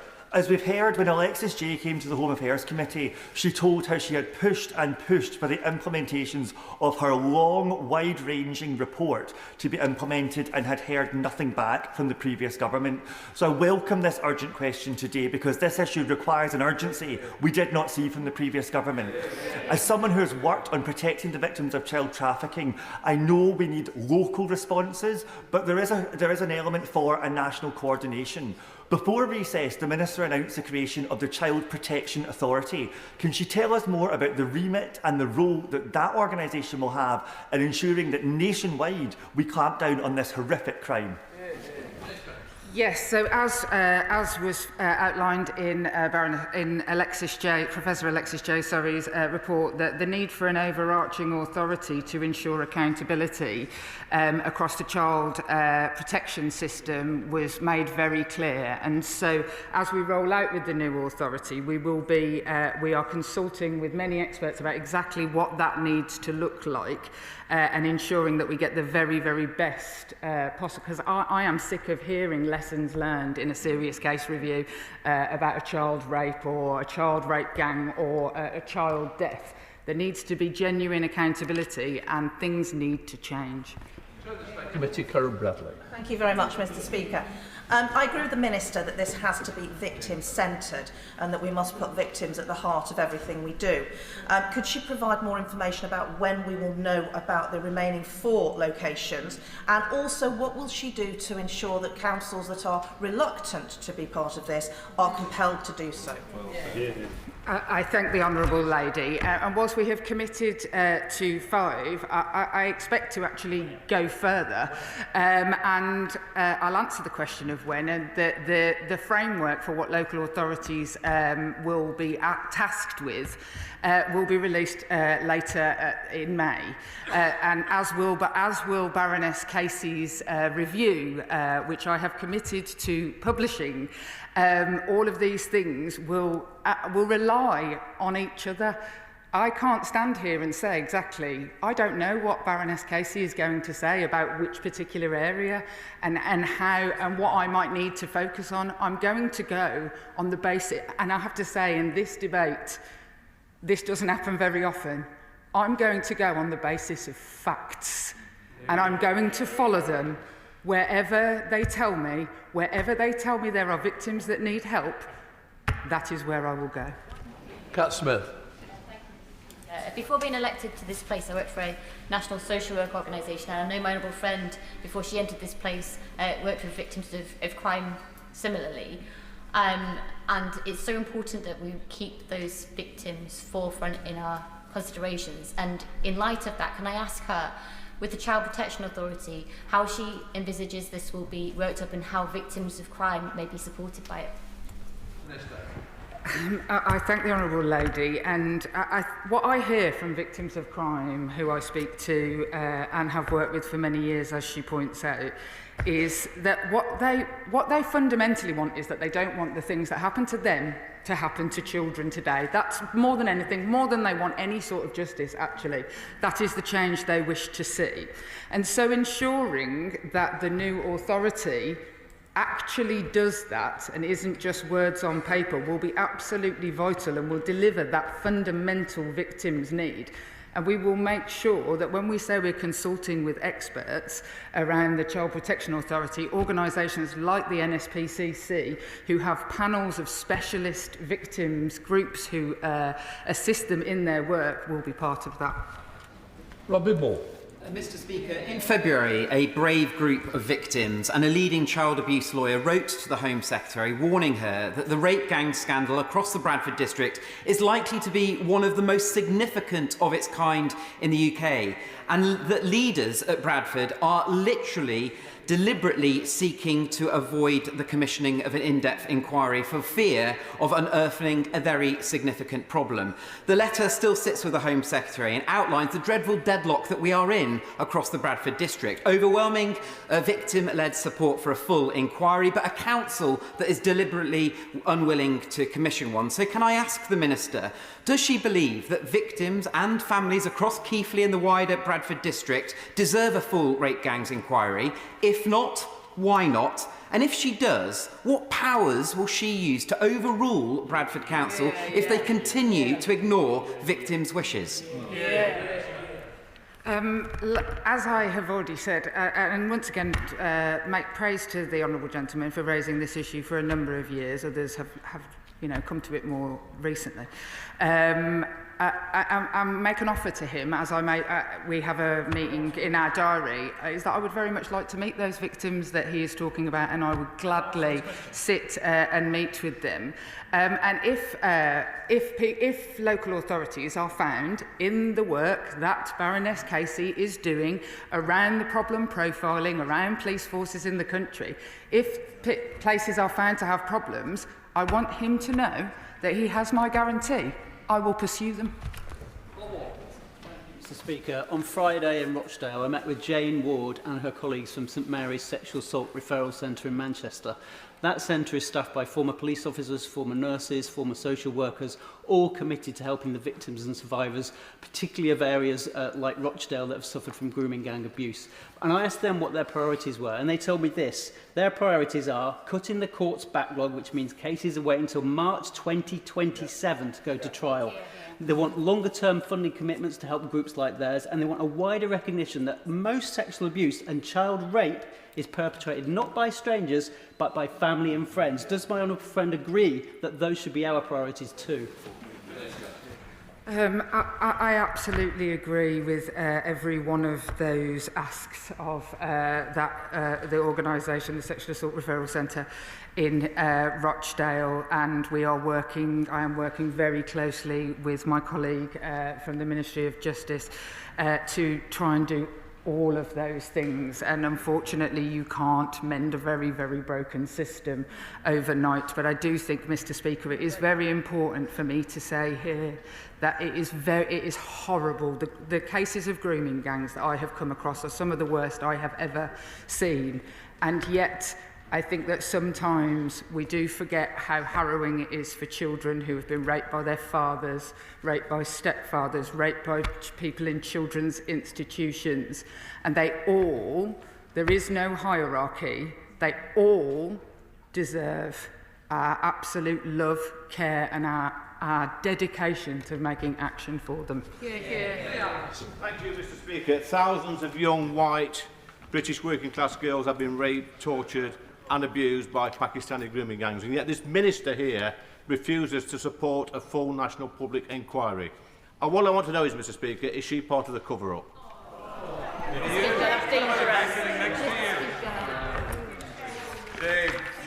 It really doesn't. It doesn't deserve a response, and I actually quite like the honourable gentleman. I have spent my entire career I wonder how many victims he has sat and held hands with in court of grooming gangs, how many he's gone round to their house in the morning to get them out of bed, to get them into a courtroom. There is absolutely no way that I would be part of any cover-up. I will do everything I can under a Home Secretary who will do everything she can to make sure that those who are responsible are held accountable. Darlington. Thank you, Mr Speaker. Firstly, I would like to thank the front bench today. These are three incredible, formidable women who have not just learnt that this is an issue, but have been working and campaigning on this issue for their entire lives and have come to this place to create change. I wanted to raise the fact that 88% increase of online grooming happened since 2022. 81% of those are young women and girls. Does she think that the social media companies are doing enough? And does she think the police understand the nature of online grooming enough to be able to protect young people from this? I thank the honourable lady, and actually she raises a very, very important point, because often here we are talking about historic cover-ups and failings of the past, whilst we also have to keep our eye on exactly where grooming is going on now and in the future, and she absolutely points out completely rightly that there is an online grooming issue. And what I would say is I have seen really great examples through the task force and work with various different security departments about quite how focused the police enforcement is on this. Do I think that social media companies could be doing more? The answer will always be yes. Luca. Thank you, Mr. Speaker. And in her opening answer, the Minister says she's determined to get to the truth. She also listed off people who could potentially be caught up in cover-ups, politicians, police, councillors. There are 5 potential inquiries. There are up to 50 child grooming gangs. So how does this work if the councils don't have funding? And more importantly, what if the councils don't actually want to take part? She said she would do everything she possibly can. She could change the law and get backing from this side to make it a compulsion for people to have to give evidence in these kind of cases. Would she consider doing that?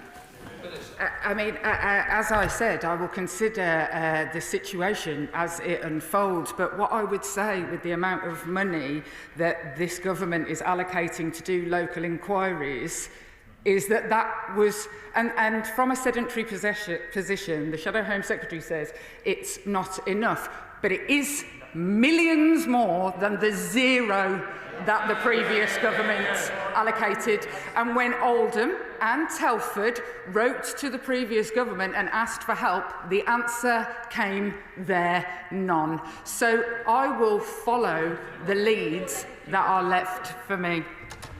Anna Dixon. Thank you, Mr. Speaker. The crime of group-based sexual abuse is amongst the most heinous crimes. Our priority must always be to listen to victims and survivors. I recently attended an event organised by West Yorkshire's Mayor Tracy Braben and the Deputy Mayor and Police Commissioner Alison Lowe, where I had the opportunity to meet victims and survivors, as well as fantastic organisations such as Rape Crisis Bradford. And I commend my honourable friend, the Minister, for her brave and tireless work to get justice for victims and survivors, to challenge those who have failed them, and for her commitment to implement the J inquiry in full.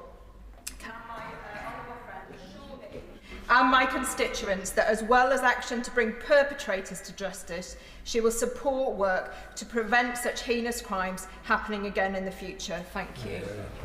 Absolutely, and I say that with the voice of the victims that I have worked with over the years and spoken to even today, in that the fundamental that they want is for the children who come forward today to their teacher, to their social worker, to whoever it is, that they don't suffer the same. And keeping our eye on making sure that those are held accountable for the past will only deliver justice if we also look at the now. Tom Gordon.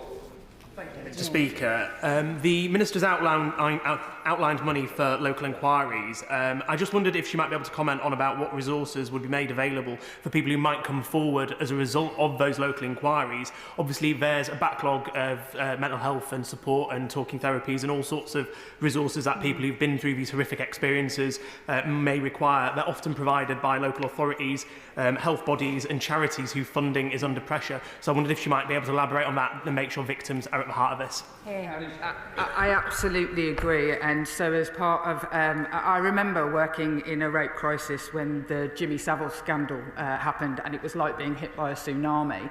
The phone lines lit up, and so in response, as I said before Easter, to the J inquiry, making sure that we have robust mental health support for children who are victims is really important, but also announced that the Home Office would double the amount of money that it provides for adult historic rape victims, recognising that we may bring more people forward and therefore need to improve the access. Morrison. Thank you very much, Mr. Speaker. I'd like to thank my honourable friend for all of her work and commitment over many, many years. Can she confirm that the government is committed to building trust with victims and survivors of child exploitation and abuse?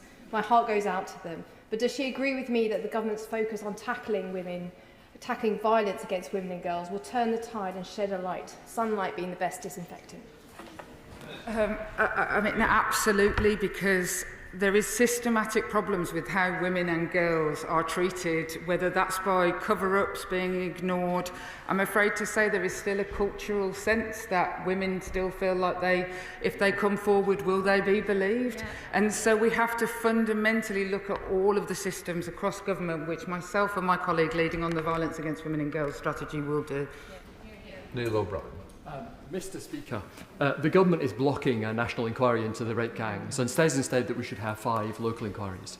But we know that there have been 50 places where these things have happened, and we know that in some of those places like Bradford, the local council the ones blocking a local inquiry. And we know that the local authorities often don't have the powers they need to requisition evidence and summon witnesses. Indeed, this whole story began when Oldham Council wrote after the election to the Minister asking for the national powers that they needed. Why did the Minister refuse to meet with them? I appreciate that this is where the whole story began for the Honourable Gentleman. It is not where the whole story began. Oldham Council had written, I believe, twice before to the previous government, as had Telford written to the previous government. So I'm afraid to say, for me, this story started many... Order. To say it's simply untrue is trying to suggest the Minister. I think we've got to get this right. Mr. Speaker, on the point of order, it's not correct that Oldham Council had written to the last government. An individual councillor had. Oldham Council had not. That's the whole point. I'm sure if there's been a mistake, the Minister will correct that. Minister. I will check the record and make sure, but what I am absolutely certain of is the number of times that Telford Council wrote and asked.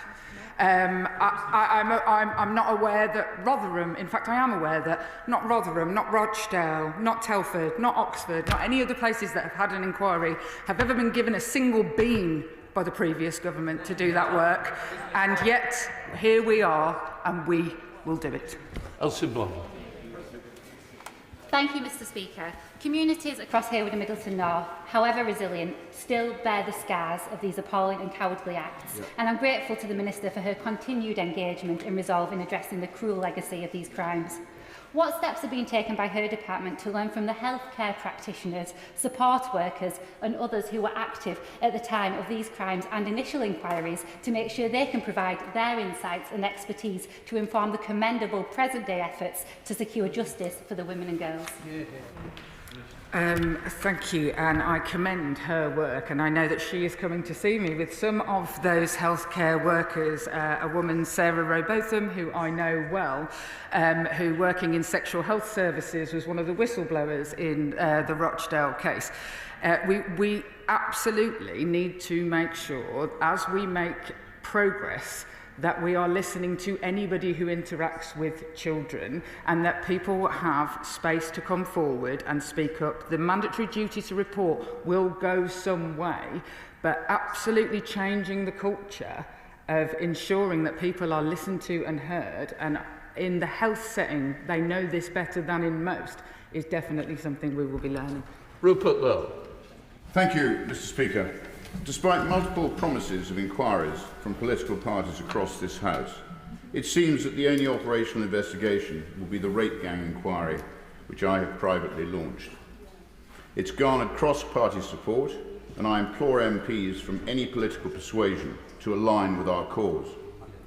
Will the Minister today commit to engaging in a cooperative manner with the investigation and make herself available to answer questions from our expert panel? What I would say to the Honourable Gentleman is that I delight in his interest in this, and what I would say to every single member in this House is that I will work with absolutely anybody to make this better, I'm more than happy to meet with him and talk about any level of cooperation, because if people are genuinely here to try and stop the grooming gangs in this country, I am genuinely here to help. Adam Thompson. Deputy Speaker, the Minister has kindly confirmed today that the Casey review will be published in May. Can I first welcome that? But could I ask, could she elaborate on whether she expects the review, given that it's going to explain the next stages of the process, while it obviously cannot include, while she obviously cannot preface the review, can she explain whether she expects it to include a framework for conducting the local inquiries? I thank my honourable friend. No, I absolutely don't expect it to do that. What Baroness Casey is seeking to do is an audit on the problem profiles around the country and looking at exactly where the data does exist, doesn't exist, where there are failings, and it was intended to be a rapid audit. The framework for good local inquiries is being worked on by a series of experts, including Tom Crowther and people like Alexis J. And the fund that local authorities can apply to will also be published by the end of May. Richard Holden. Thank you very much indeed, Madam Deputy Speaker. And I'm sure that the Minister shares my concerns that to date no one has been convicted of covering up the horrendous crimes, including sexual abuse and gang rape. What is the plan to ensure that people are held to account? Because it's quite clear, as the Minister said in her early remarks, that these cover-ups perpetuated these crimes, not just historically, but actually through, potentially through crimes which are continuing to happen to this very day. I totally agree with the honourable gentleman. I wish to see people who covered this up. I wish to see them held accountable within the law and the frameworks that exist. And actually, if people have concerns about things and would like to bring them forward to me on specific cases, then the police have the power currently to investigate those things, obviously within the law as it exists. Had mandatory reporting laws existed sooner, we might have been in a better situation. But I completely agree. It's appalling that no one's been held to account. John Woodcock. Thank you very much, Madam Deputy Speaker. And can I thank my honourable friend for the continuing hard work that she puts into this issue, and particularly welcome the commitment to introduce mandatory reporting for suspected sexual abuse, something that was recommended 11 years ago by the current Prime Minister as outgoing Director of Public Prosecutions, accepted by the then Prime Minister David Cameron. But we then had to go through 4 more Tory Prime Ministers and 7 more Tory Home Secretaries before it started to be implemented by this Labour government. Can I assure her that she has my full support on this matter and just to continue and carry on the good work? Thank you. Ayub Khan. Thank you, Madam Deputy Speaker. Child sexual exploitation is a vile and despicable crime that cuts across all sections of our society, perpetrated by individuals with blackened souls. They come from all races, all creeds, religions, backgrounds. All law-abiding citizens want justice for the victims of these horrific acts. Will the Minister agree that our focus must be on supporting the victims of exploitation and on stopping the perpetrators, but that it must be done in such a way that does not fan the flames of hate to innocent groups of people who would, like all law-abiding citizens, condemn these acts? I mean, of course I agree, and I want to see perpetrators held accountable. What I can say without any doubt, though, that in the past there have been people who have, as other local inquiries have told us, that people have covered up for seemingly, whether asked to or not, multicultural reasons, and that cannot stand. That said, we will always follow the facts and make sure that we are dealing completely and utterly with that. Gregor Poynton. Thank you, Madam Deputy Speaker. I strongly welcome the Home Secretary commissioning of Baroness Casey to conduct the national audit. And further to my honourable friend from Milton Keynes Central's question, can the Minister confirm if the growing prevalence of online group-based sexual exploitation of children will form the basis of form part of that report? And can she also provide any update on what the Home Office's response to this growing crime? I thank the honourable gentleman and say that absolutely group-based grooming with some terrible instances of children globally being groomed or British children being groomed from abroad or vice versa is something that we are acutely aware of. Whether it will form part of what Baroness Casey finds, I shall leave to Baroness Casey to say. However, what I will say is that it absolutely forms part of the strategy of work for preventing child sexual abuse that the government have laid out. Charlie Dewhurst. Thank you, Madam Deputy Speaker. I'm concerned that some of the people involved in these local authority inquiries could be the very same individuals who have covered up these heinous crimes for years. So why is the Minister so unwilling to seek justice for the victims of these child rape gangs through a national statutory inquiry? I want to be clear that local inquiries have to be independent. So the independent chair of the Telford inquiry, or Professor Alexis Jay was the chair of the Rotherham inquiry.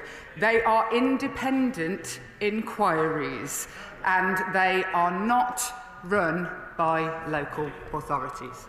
Laura Kirksmith. Thank you, Madam Deputy Speaker. Last week I caught up with Safe Step, a remarkable charity in my constituency of Aylesbury which supports victims and survivors of child sexual exploitation and abuse. We discussed the many ways in which the trauma remains with these victims and survivors and how important accountability is for them as they rebuild their lives.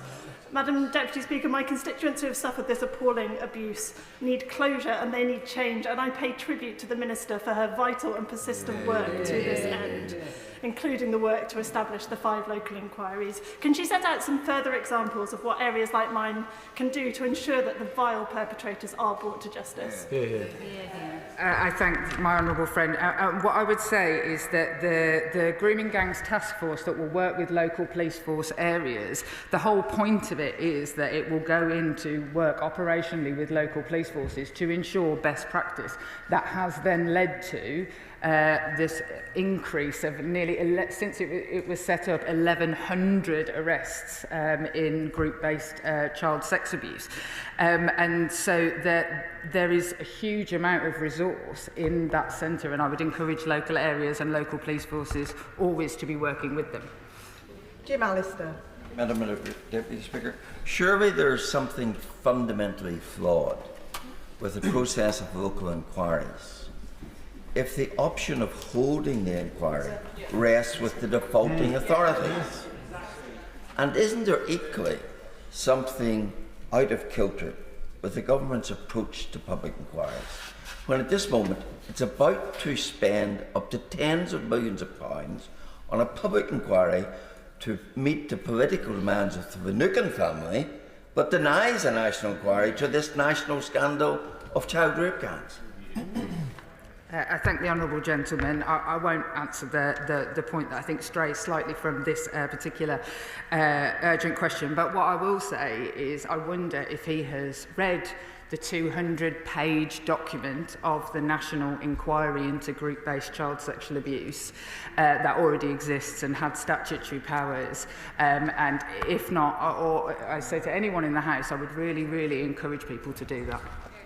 Katrina Murray. Thank you, Madam Deputy Speaker, and I thank my honourable friend for the responses to the questions. As has often been said in this chamber, child sexual abuse happens across all sectors of society, to girls and to boys, and there is no hierarchy in victims. As the Minister has already said, that every single one of those young people comes into contact with professionals on a daily basis who have got the power to change their lives for the better. Can she outline what work's being done in advance of the mandatory reporting to work with the professional bodies who register those professionals to ensure that this can happen? I do, and I thank the honourable lady for mentioning boys and giving me the opportunity, because I've made a promise to one of the Oldham victims when I met her that I would always say that this was grooming gangs was a thing that could happen to boys and girls, because it was her son who had lost his life, and so I thank her for allowing me to do that. And what I would say in preparation, that there will be a delay to the rolling out of mandatory reporting, exactly because making sure that the guidance and the regulation that sits behind it and the training that will have to be put in place, not so much necessarily for social workers, etc., who have that sort of training, but we are talking about sports coaches, volunteers. There is huge numbers of institutions that work with children, and getting this right rather than rushing it is the most important thing. Sir Ashley Fox. Madam Deputy Speaker, my constituents are horrified by the government's failure to order a national inquiry into the child rape gang scandal. Does the Minister share the concerns raised by Sir Trevor Phillips that the decisions made by the government appear to be obviously political and designed to avoid offending Muslim voters of Pakistani origin? Agree with that. And what I would say is, politically, the easiest thing for me to have done in this situation would have been to capitulate. But I don't think it's the right thing to do. I believe from my years of work and speaking to the victims and working in Telford with those victims about what changed afterwards, I believe, genuinely, I wouldn't do it. I wouldn't stand here if I didn't believe it. And the idea that I am trying to protect something of myself, this process has brought, I have to say, it has not been protecting of me. And there's absolutely, it's frankly a disgraceful thing to say. James McMurdoch. Thank you, Madam Deputy Speaker. This is clearly a deeply distressing topic that affects the whole House, and I fully accept that the Minister is affected as much as anyone. That being said, it is not clear to me why we would not do absolutely everything within our power to get to the bottom of this, and that includes a full national inquiry and all the powers that come with it.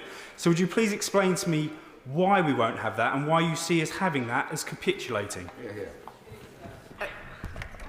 The reason I think that what we have laid out is better is because it is about taking action now in areas where it is needed. A national inquiry, which we already had, which took 7 years and wrote a 200-page dossier on group-based sexual abuse. There was a 200-page dossier specifically on that, and it took 2 years just to do that, and it made really good recommendations. I genuinely believe that the best thing for me to do is to crack on with doing those. Joy Morrissey. Thank you, Madam Deputy Speaker. Can the Minister provide assurances from the dispatch box as to how the government is going to compel councils like Bradford, who have refused to participate in this inquiry or in a local inquiry, and this may seem self-evident, but councils that are going to be liable for child protection, who are probably going to be found to be at fault, are probably not going to want to participate in a local inquiry. So that is why we're asking for a national inquiry. So please provide what the government is going to do to compel those councils to give evidence so that justice can be served for these victims. What I would say to the Honourable Lady is that I shall wait for the review being undertaken by Baroness Casey and what it tells me, and I will act on that. And the final question from the backbench is Jim Shannon. Thank you, Madam Deputy Speaker. Can I thank the Minister very much for her honest answers. The Minister has spoken a number of times on this issue, and I thank her for her care and consideration of the matter. But I'm always, the Minister will know, I always try to be respectful, and therefore my question is one that has to be asked. However, what remains clear is that there is a public perception that government is drawing a line under actions that simply do not deserve to be forgotten.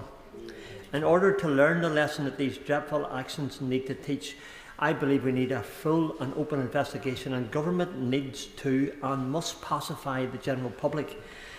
We have an obligation to society, and more so to the vulnerable of our society. So will the Minister confirm the investigation that the public and the members of the House believe the scale of these issues warrant? Thank you. I appreciate the honourable gentleman's desire to always be respectful, and I shall pay it back in kind and say that there is absolutely no way that the government wishes for the past to be forgotten, for a line to be drawn. That is absolutely the opposite of what I want. I want every single perpetrator rounded up and locked up. I want every single victim, to feel supported, and I want everybody who covered it up to be held accountable for that. And because the chuntering of who doesn't always show respect, the Home Secretary, the Shadow Home Secretary, what I would say is the idea that people are held accountable by public inquiries is not the case. Nobody has gone to prison following the Hillsborough inquiry. Nobody, the blood inquiry. Anyone gone to prison? No. So be careful what you are promising people can be achieved. That concludes the urgent question. Point of order, Mark Francois. Thank you, Madam Deputy Speaker. I wish to raise a point of order of which I have given Mr. Speaker prior notice. All of us in this House know that Mr. Speaker has a deep personal commitment to the safety of members of Parliament and their families. In that context, video has emerged this weekend of a concert held in London some months ago, at which an Irish Republican band called Kneecap told a cheering audience that, and I quote directly from the clip, "The only good Tory is a dead Tory," and they then implored their audience, "Kill your local MP." I'm not a lawyer, but to my mind, this is incitement to murder. And quite rightly, the anti-terrorist police are now investigating. This is beyond despicable. And I say that looking across the chamber at the plaque of our fallen comrade, Sir David Amos, and that one behind me, to a fallen comrade, Joe Cox. This is across all parties. They both died serving their constituents. So may I ask through you, Madam Deputy Speaker, of Mr. Speaker, three things. One, that the Home Secretary should come to this House by no later than tomorrow and make a full statement on what the government understand has happened here and exactly what they intend to do about it to protect all those in public life, not just MPs and their families. Secondly, that the Secretary of State for DCMS, who I see is in her place, I did notify her, should also give a public explanation, ideally via a statement, of how it came to pass that this band were given some £14,000 of British taxpayers' money in a grant. Sorry, you don't normally heckle points of order, but if you're going to do that, our leader, Kemi Badenoch, refused it. They appealed, and your government didn't oppose the appeal. Yes. Those are the facts. So could you please explain to us how exactly that happened? I didn't want to make this bipartisan, but you interrupted me. And thirdly, and by the way, how we can get the money back. And thirdly, I understand that Kneecap are still booked to appear at Glastonbury, which under the circumstances would be unconscionable. So as the Speaker is chairing a Speakers' Conference on MPs' safety, could we implore him through you, Madam Deputy Speaker, to write to the organisers of the Glastonbury Festival and say that this House does not think it is appropriate that Kneecap should be allowed to appear, at least until the investigation is completed. I ask this, if I may, on behalf of all of us and all of our families. I hope, Madam Deputy Speaker, that is not unreasonable. I am grateful to the Right Honourable Member for giving notice of some aspects of his point of order. As he knows, we do not discuss security matters on the floor of the House, but I do understand that the police are investigating these incidents. I haven't had no indication that ministers intend to come to the House to make a statement, but the Right Honourable Gentleman has put his point on the record. Point of order, Alan Gemmell. Thank you, Madam Deputy Speaker. Could I seek your advice on how to put on record my concerns and those of my constituents about worrying allegations in the weekend press about the awarding of contracts by Martin Dowie, Conservative leader of South Ayrshire Council? That is not a matter for the Chair, but the Honourable Member has put his point on the record. Point of order, Gregory Stafford. Thank you, Madam Deputy Speaker. There are significant concerns in Whitehill and Borden in my constituency about changes to healthcare provision and meeting the needs of the rapidly growing local population. I wrote to the Secretary of State for Health and Social Care on January the 28th about this issue and specifically about the future of the Chase Community Hospital.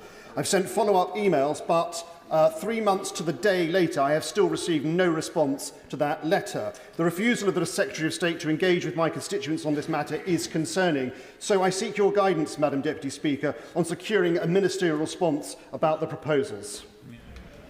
I am grateful to the honourable member for his point of order and for giving notice of it. Ministerial correspondence is not a matter for the Chair, though all honourable members should be entitled to expect a timely reply when they write to any member of the Government. I am sure that the Treasury Bench will have noted the honourable member's comments. Point of order, Jacob Collier. Thank you, Madam Deputy Speaker. At Business Questions last week, I asked a question related to JCB's hydrogen diggers. Given that they had been a sponsor of my constituency jobs fair, I should have referred the House to my register of interest before asking this, and I am seeking your guidance, Madam Deputy Speaker, on how I can correct the record. I thank the honourable member for his point of order, for notice of it, and for putting his point on the record.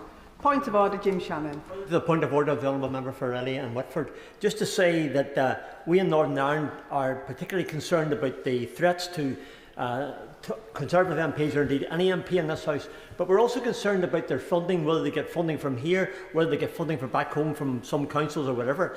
And we're also concerned about the ability of that particular group, the NECAP, to travel right across the world, for instance the United States of America. So will the Minister come and make a statement on all those issues that concern us, concerns the honourable gentleman, concerns me, it concerns the honourable member for Northampton and all of us who represent unionism in Northern Ireland? I thank the honourable gentleman for his point of order. That is not a point of order. However, he has put his point on the record and he may want to make a further point to the table office.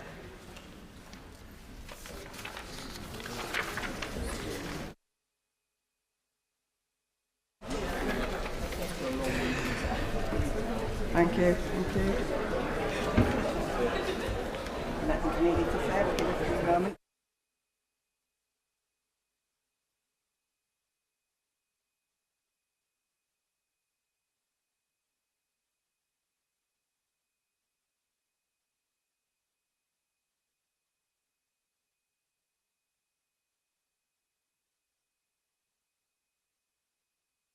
Will now proceed to read the orders of the day. Football Governance Bill, Lords. Second reading. The reasoned amendment in the name of Stuart Andrew has been selected. Minister to move the second reading, Secretary of State Lisa Nandy. Madam Deputy Speaker, I beg to move that this bill be read a second time. Today is a day of celebration for football fans in towns, villages and cities across England. Football would be nothing without the fans. And today we put them back at the heart of the game where they belong. Yeah. Football is genuinely our national game. It is the beating heart of our communities, a core part of what it means to be British and one of our greatest exports. English football lights up the world through the Premier League, and it lights up lives in every community through the magic that clubs bring, from the biggest in the world to our smallest grassroots clubs.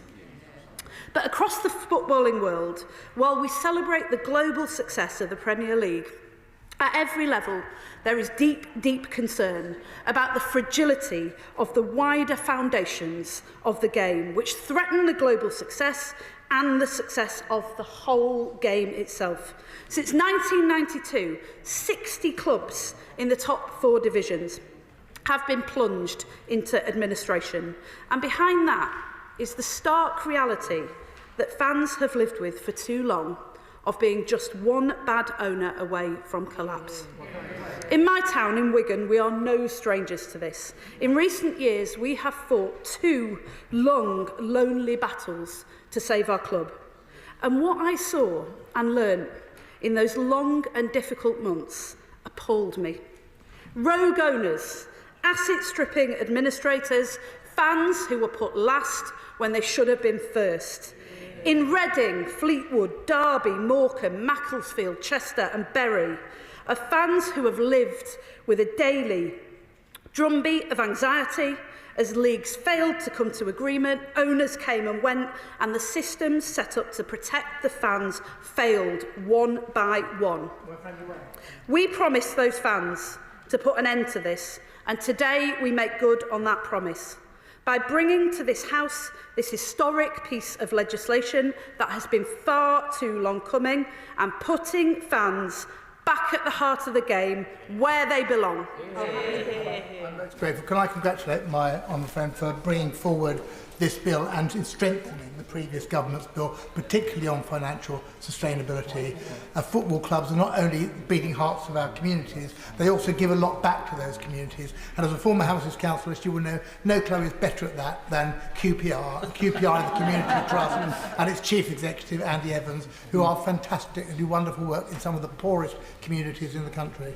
Can I agree with my honourable friend, at least on the point about the bill? Perhaps we differ on the best football club in the world, but can I also commend him for his long support for not just his football club, but for his community, to whom it plays such an important part. I will.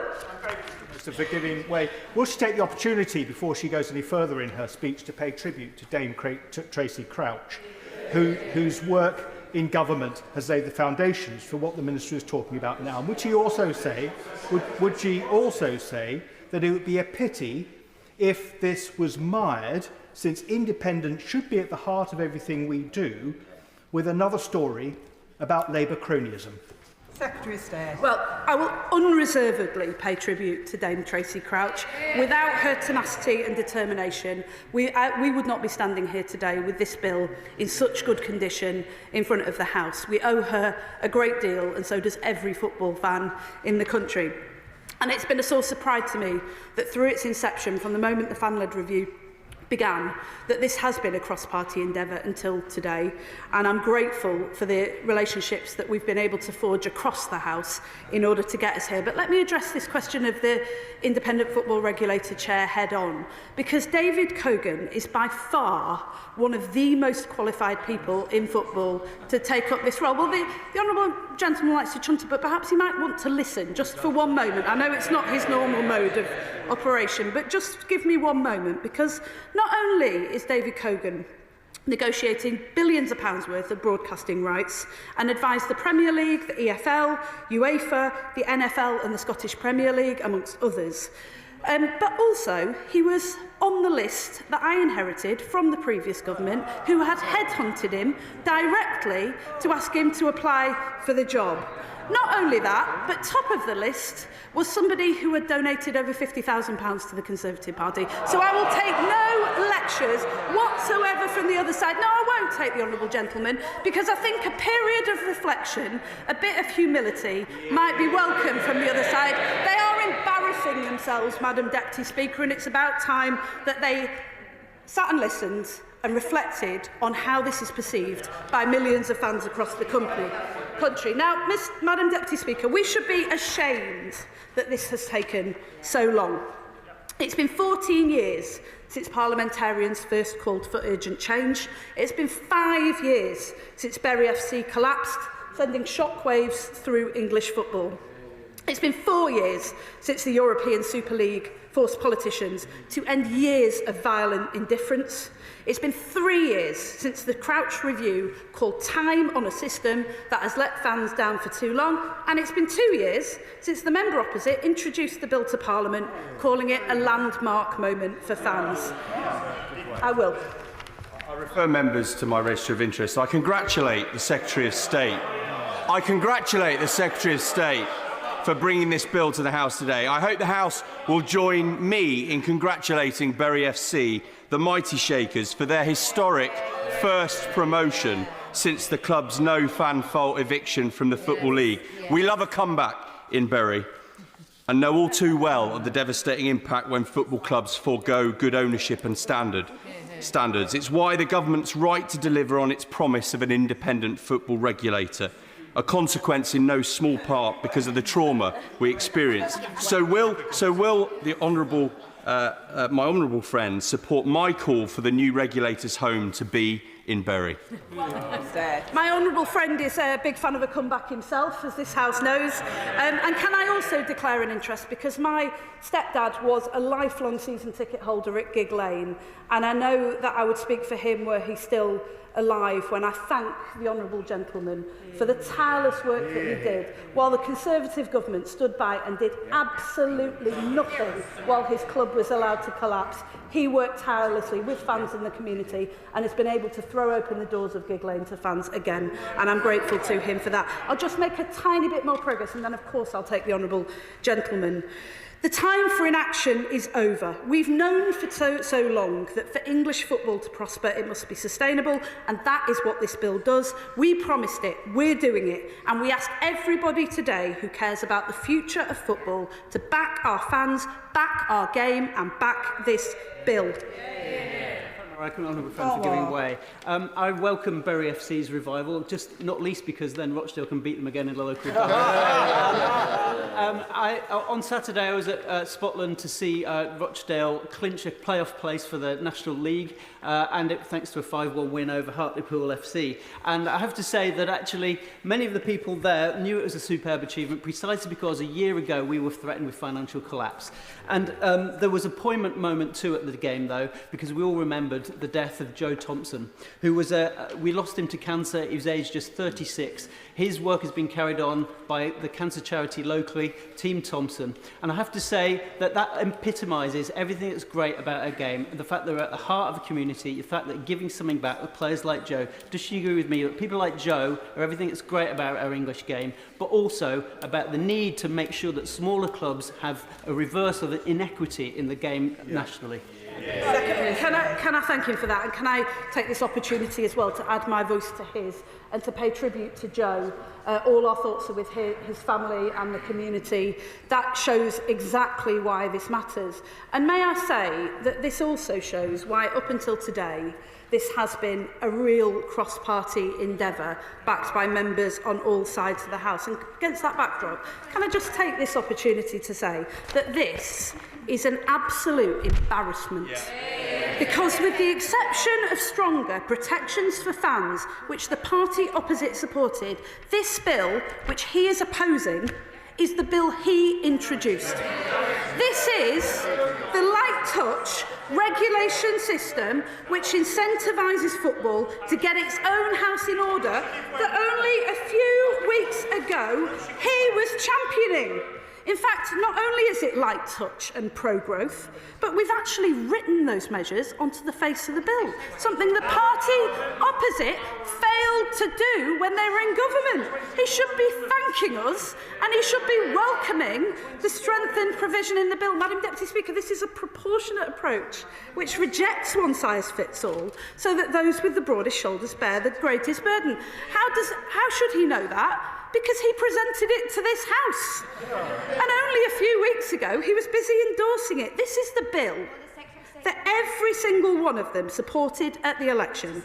In their manifesto, promises made, promises broken. You simply cannot trust a single word they say. And if he wants to intervene, I will be happy to take him. I thank the Secretary of State for giving way. She talks about light touch and proportionality. Clearly, the General Secretary of UEFA wrote to her about some of the potential consequences of her proposals before Christmas. That letter is relevant to the decisions we have to make today. So will the Secretary of State publish a copy of that letter with the House before we vote this evening? Madam Deputy Speaker, they just cannot stop embarrassing themselves. Seriously, he was the whip on the bill committee. He knows full well. He knows full well. UEFA has confirmed in writing to me, as the FA confirmed directly to members of both houses, that the bill before this House does not brief UEFA statutes. Now, I'll just say to him gently, like I said to members opposite, if the honourable member would like to learn something again, I would just say gently to them that it's one thing to criticise the government for something you disagree with. It's another thing to criticise the government when you did exactly the same thing when you were in government. And he will know that the last government, of whom the Shadow Secretary of State was the Minister responsible for the bill, refused to publish any private correspondence with UEFA or otherwise, because they said rightly that it remained confidential, it was private, but we have been happy to disclose to this House that there is no problem with the bill that is being presented as far as UEFA is concerned. I mean, honestly, no, he's embarrassing himself. Sit down, have a period of humility and learn what is in this bill. Yes, I will. Thank you, my honourable friend. I expect that today we'll hear a number of debates and we've got a number of football fans in this audience, many football clubs across many leagues. So many of you won't be surprised to hear the chant, well, it's all gone quiet over there. So, Madam Deputy Speaker, can I ask the Secretary of State if she, like me, is surprised at the apparent silence from the opposition benches and now seeming reluctance to put fans at the heart of our game? I mean, even for the party opposite, I'm absolutely gobsmacked. This is millions of football fans around the country. I've never, certainly in recent years, not been of the opinion that they think about anyone but themselves. But even on that test, I would have thought that they would think that it was in the interests of the Conservative Party that backs something that means so much to millions of people in every town, village and city across this country. Now, let him remind. No, I'm going to make some progress, but I will bring him in when I can. Let me remind the member opposite what he used to think about the bill. He used to say a regulator was substantial but necessary. He used to say that without it, the consequences would be catastrophic. And he used to say that without fans, football clubs are nothing. We would all do well to remember that as we work towards reform to secure a brighter future for football. Well, Mr. Speaker, they've now worked themselves so far towards reform that they're virtually indistinguishable from the member for Clacton. I can only think that he's writing their policy on football. But seriously, how can he look those football fans in the eye in Hartlepool, Bolton, Portsmouth, Reading, Bury and Luton and defend this after making them a promise just 2 years ago and again at the general election? Look, I've got the full list of what you might as well have it because he's the only person in this room who doesn't seem to remember what he said. Mr. Speaker, Madam Deputy Speaker, I am left wondering if either he didn't understand a word of his own bill that he introduced to this place just a few years ago and championed at the general election, or whether the sad truth is that the public cannot trust a single word that his party says. Now, let me try and help him with what the bill actually does. Firstly, this bill introduces a licensing system which requires clubs to have a sensible business plan that it sticks to. That will include a clear financial plan which properly assesses risk measured and proportionate, with requirements and clubs reflecting their circumstances. And let me address the particular concern that he's just discovered that he has. It will take into account factors like league, club size and financial health, which will ensure the regulation is light touch. And we have cemented this proportionate approach that we inherited from the member opposite by adding 2 measures: a financial growth duty, so that the regulator will need to consider financial growth of English football as part of its secondary duties, and a specific... Well, look, he can't have it both ways. He can't take credit for this piece of legislation and then try and vote it down. Honestly, I mean, I've seen quite a lot from the party opposite. I've seen people taking 3 different positions on 2 different options in front of them. What I haven't seen for quite a long time is a shadow minister who's got 2 different positions about his own view. I mean, this is just absurd. And we have also included a specific regulatory principle on the face of the bill that clarifies that the regulatory regime is light touch.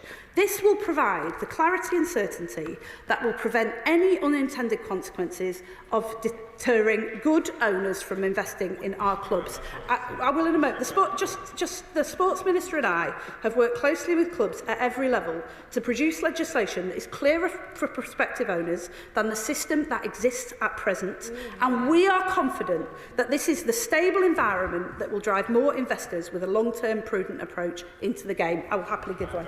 The Secretary of State giving way. One of the sticking points, and that has changed in this bill, is the issue of parachute payments. One of the concerns this side of the House has is the fact that it will deter investment, especially when this is the best league in the world. Quite literally, across the world, people invest with that security to know that they can get back there. If you take that away, there is a worry that you'll deter investment into other leagues. This is exactly what the German league are looking for, the French league are looking for, and the Spanish league. How does she rectify that issue by putting it in this bill? The honourable gentleman raises a decent point, and let me address it head on. We have no plans to abolish parachute payments. There is no measure in this bill that allows us to do so. Neither do we take a view on parachute payments. That is for football itself to determine. But it would be a nonsense to exclude parachute payments from the State of the Game report, given that this is a bill about financial sustainability of the whole game. The regulator has to have the ability to take that into account and to inform discussions with different clubs in every league across the footballing world. That is the view that we took, but that is also far closer to the spirit, intention and recommendations of Dame Tracy Crouch's review of football that was led and informed by thousands of fans across the country, and it is the right thing to do. I will make some progress. There are many members who want to speak today, which I think it really does show how important this is to this House. Secondly, Madam Deputy Speaker, some members in this place raised concerns about competition, and indeed the honourable member opposite raised this earlier. So let me be crystal clear. Football is an economic powerhouse. The Premier League and its clubs contributed more than £4.2 billion in tax in 2021, supported more than 90,000 jobs. England leads the world when it comes to football, and the English pyramid is based on competition. That's why the regulator will not intervene in competition matters. Its scope is tightly defined, and I can say to the House with confidence that it will not risk contravening any international statutes. They will have heard what I said to the honourable member opposite about the view of UEFA. They will have heard what the FA has confirmed directly to members of both houses. And in fact, Madam Deputy Speaker, we are so committed to this principle to protect England's ability to compete in international matches that we removed a damaging clause that we inherited from the previous government, which required the regulator to have regard to the government's foreign policy and trade considerations when approving takeholder. This is a better and far more independent system as a result. I will give way. I'm only grateful for giving way. On the point of the enormous amount of money that there is, particularly sitting with the Premier League, does she share my concern that the Premier League and the FA in general do not do justice by the families of those footballers who suffer from neurodegenerative conditions? We know that players are more like 4 or 5 times more likely to have neurodegenerative conditions than the rest of the population. And those organisations, the Premier League and the FA, are meant to support families with the care costs of the needs of those former professionals, and they do not do it. Would she meet with Football Families for Justice so we can do something with this bill that forces the wealthy people in football to support those who suffer? Can I thank him for his advocacy on this, and also my honourable friend who's done incredible work in this field. I'm due to meet some of the families shortly, and I'm grateful to him for raising it.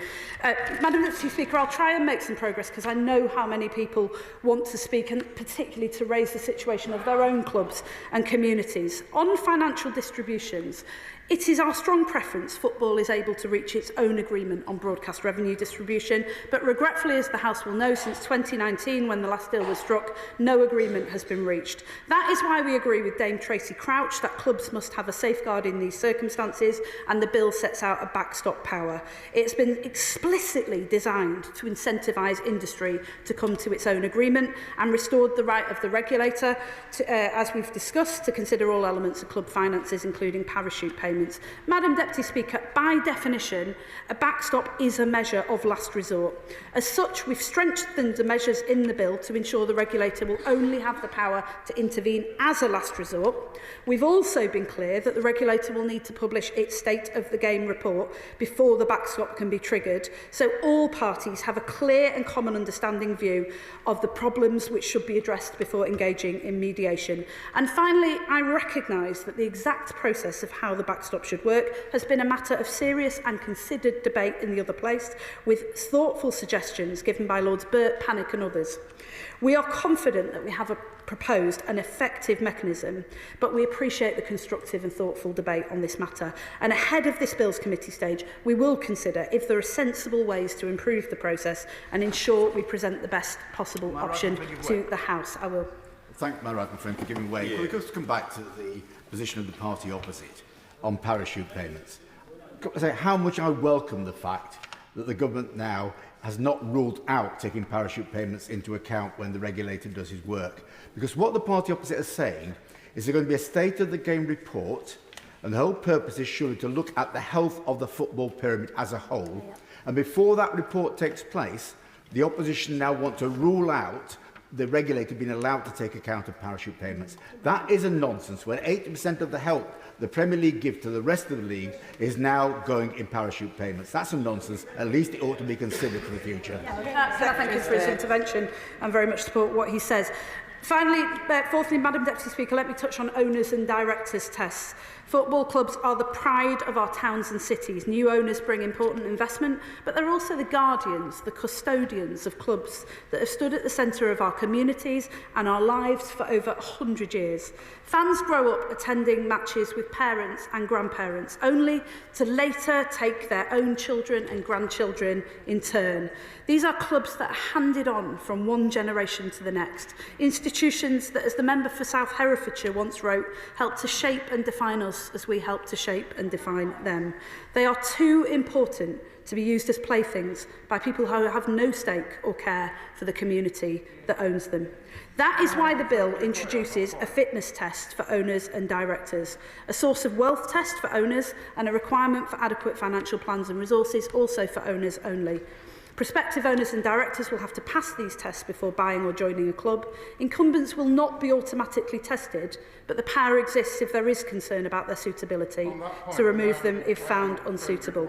This approach reduces the regulatory burden and is proportionately targeted where there is a risk of harm. It will bring peace of mind to clubs, their staff and their fans who deserve nothing less. Happy to give way. I'm grateful to my right honourable friend. I suspect it would surprise many people in this chamber. When I first started supporting Manchester United, on the front of the programme it said United will survive because they were bankrupt, because the young men that were killed in the Munich air disaster weren't insured. That was the basis for it. It took a lot of effort to get that.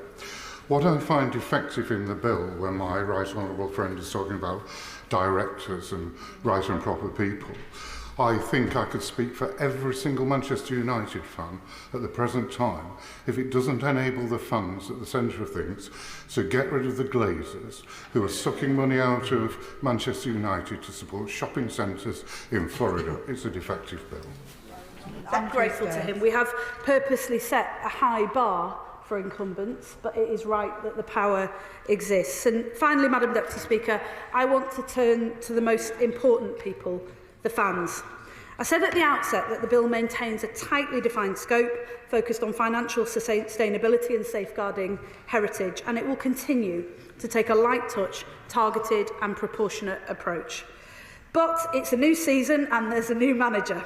And like all good managers, I couldn't resist making some well-timed substitutions to improve our odds, to deliver on our manifesto commitment, to make this country the best place in the world to be a football fan. Excuse me, I will stop this in a minute. And to deliver a bill that is match fit. Too many fans have seen their team's owners change club badges and colours without any fan input, or have seen their club sell its stadium and up sticks until their club is barely recognisable. Too many fans have watched as their clubs tried to join closed-shop breakaway leagues against their wishes, and too many have seen their club struggle and even collapse under the weight of mismanagement and poor ownership. Nobody knows this better than my honourable friend. I'll happily give way. Very grateful to my right honourable friend for giving way. She's absolutely passionate about the beautiful game. She has been for many years, and I'm delighted that she is making sure that this bill will finally, I hope, be passed with the difference it will make to fans. Now, one of the huge problems that has existed for fans has been when their club has got trapped with an unsuitable, unsustainable, extremely expensive stadium because of goings on at the club. We've got that with Oxford United now. Does she agree this bill will help to stop that kind of situation, and that Oxford United have to be allowed to move to the Triangle as soon as possible?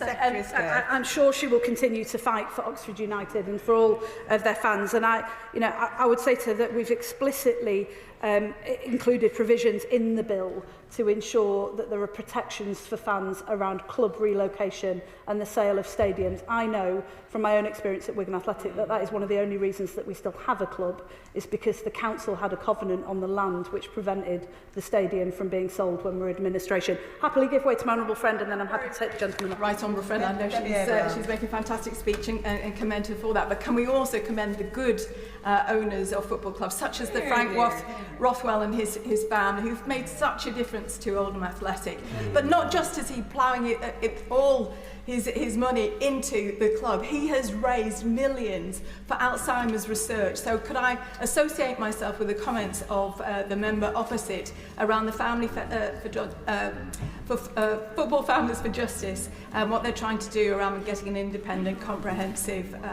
strategy for dementia for footballers, 4 to 5 times more likely to suffer from dementia. I'm really grateful to her for putting this on record, but also for raising it with me privately on a number of occasions. I know how committed she is to it. And can I also associate myself with her words about good football owners? We firmly believe that this bill will provide the clarity and certainty that allow good owners to invest, not having to be outbidded or compete with people who mean our clubs ill. I also have an extremely good owner at Wigan Athletic. We're fortunate to have him, and we know how important those owners are. I think the honourable gentleman was trying to intervene. Incredibly generous. During COVID, non-league clubs took DCMS sports survival loans, but repayment now threatens the viability of some. Will the Secretary of State assure fans that she will do all she can to assist them? And as my local club, Kings Lynn Town, is in active discussions with Sport England about their loan, will she or the Sports Minister agree to meet with me to discuss that? I'm grateful to him for raising this. I know that it's a real issue for many clubs around the country. The department continues to engage regularly with fans and with the sporting governing bodies, not just in football actually, but across the board, who are facing difficulties. We're working constructively with them to help support that, and I'd be delighted to provide him with a further update about the individual case that he mentioned.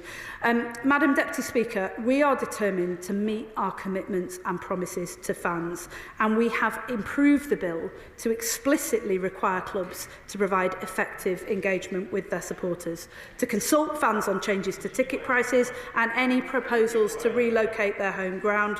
I will make some progress if he would forgive me. I think there are over 50 members who are trying to speak in this debate today, and I really want to give them an opportunity to contribute. But we are determined to ensure through this bill that these protections are in place. Clubs will be required to establish that a majority of fans are supportive of changes to club emblems and home shirt colours and attain FA approval of any change to a club's name. This will, for the first time ever, set a minimum standard of fan engagement in law. It will introduce financial regulation, giving the regulator the power to oversee financial plans and step in where it has concerns. Many clubs are already delivering with and for their fans, but this should be a right of all fans, not just some. That is what this Labour government delivers: strong and sensible measures that respect the contribution of working people to this country. And our message is clear: if you value it, we will protect it by putting fans at the heart of the game, where they belong. Has been most generous. It's reported that Manchester United, Liverpool and others have advertised posts which exclude applications by white men. Will she say on the floor of the House today that any such policy is illegal and infringes the Equalities Act, and give that clear message today that any such policy must be reversed? I'm not aware of that. Genuinely, it's the first that I've heard about it, but I'm happy to look into that and come back to him. I'm going to proceed, Madam Deputy Speaker, because I can see you nodding your assent that you would like me to do so. Real change, lasting change, never comes from government alone. It takes a nation. So I would like to thank the fans, the clubs and the leagues, the EFL, the Premier League, the National League, for their extensive and constructive engagement. The FA, UEFA, FIFA, for their continued support of the bill. The FSA, the PFA, Kick It Out and clubs across the pyramid for their invaluable perspective and support, and Noble Lords for their close scrutiny. I would also like to thank the civil servants in my department who have worked tirelessly for many years across 2 different governments of different political persuasions in order to get us to this point.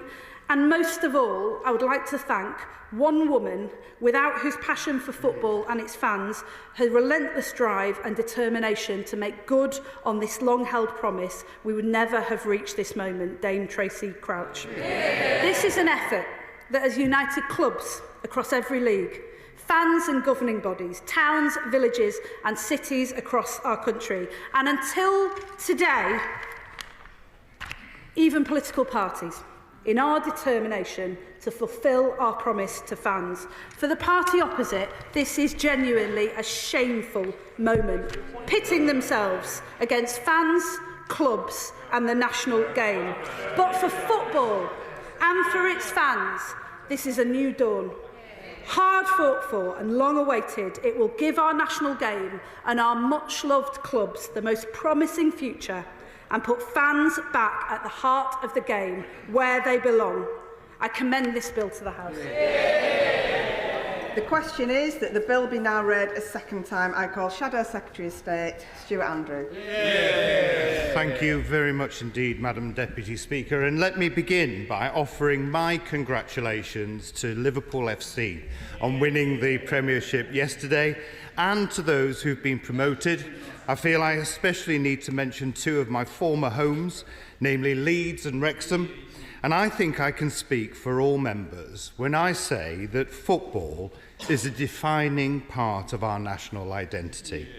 With clubs bringing fans and communities together week in, week out, football has, since its inception, been a great unifier.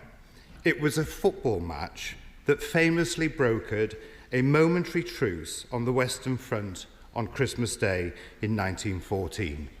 Since the inaugural FIFA World Cup in 1930, football has brought nations together around one central purpose: the love of a game in friendly competition. Football is a multi-billion-pound industry with a truly global footprint, and I know that members across this House want to see it continue securing its future and growth. The collapse of clubs, yes, like Bury and Macclesfield, the devastating impact of the pandemic and the failed attempt by some English clubs to join a breakaway European Super League have all highlighted that the future of the clubs we love and the beautiful game is far from guaranteed. For this reason, we introduced the original Football Governance Bill, aimed at securing the future of football clubs for the benefit of both communities and fans. This legislation, as we've heard, followed the fan-led review that was brilliantly chaired by our former colleague, Dame Tracy Crouch, and extensive consultation with a wide range of stakeholders and experts.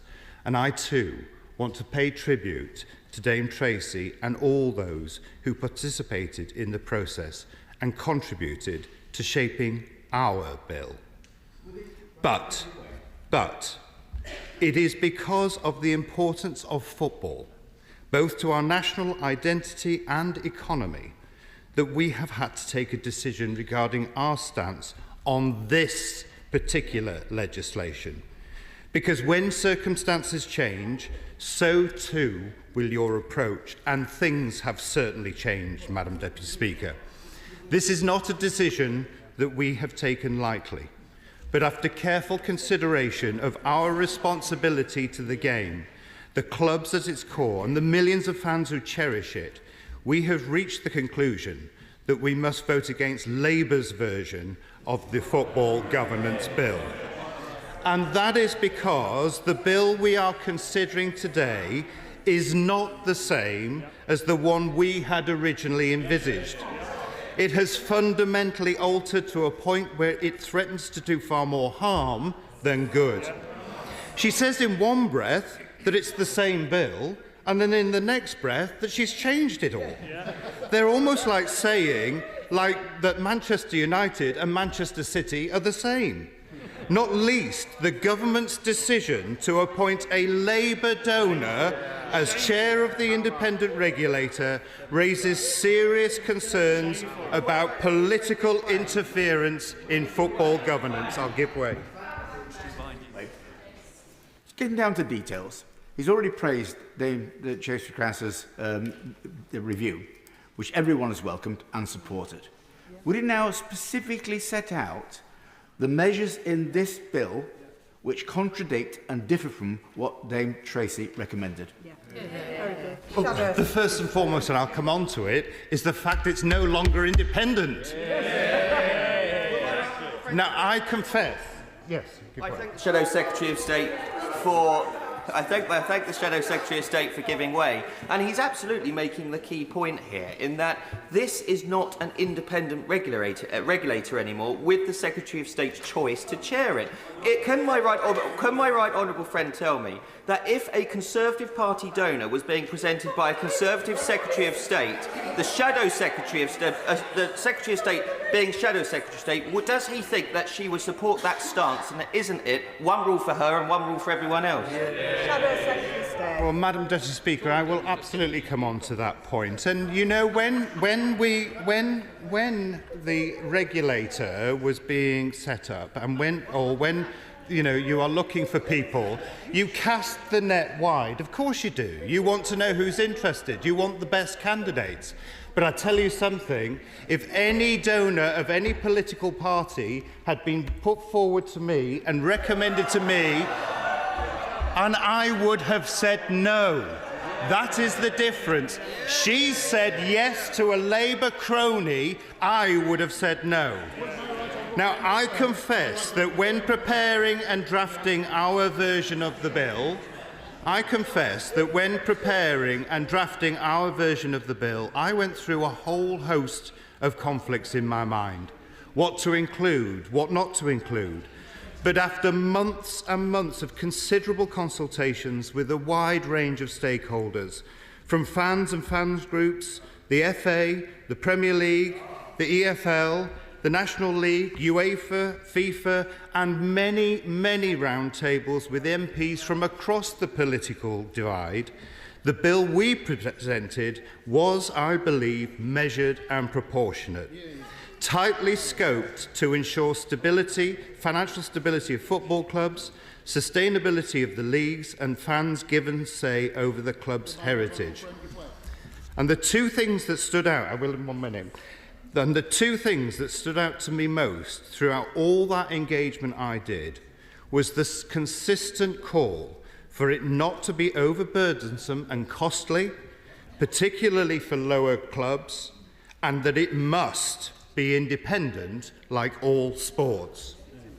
I thank my right honourable friend for giving way. He'll be aware that the new chairman of the Labour football regulator gave £5,000 to the honourable gentleman who's just chortled from a seat, gave another £70,000 to other members opposite, and is going to get a return, Madam Deputy Speaker, of £130,000 per year for a 3-day week. £500,000 of personal return on that £75,000 investment over this Parliament. If the right honourable lady was sitting on this side of the chamber, she would be able to smell hypocrisy. Yep. She would be able to smell a stink of corruption, and that is why we cannot accept this appointment. It doesn't give the independence which this position would certainly require. Shadow Minister. Well, Madam Deputy Speaker, I absolutely and wholeheartedly agree with my honourable friend. He is absolutely right. This is not...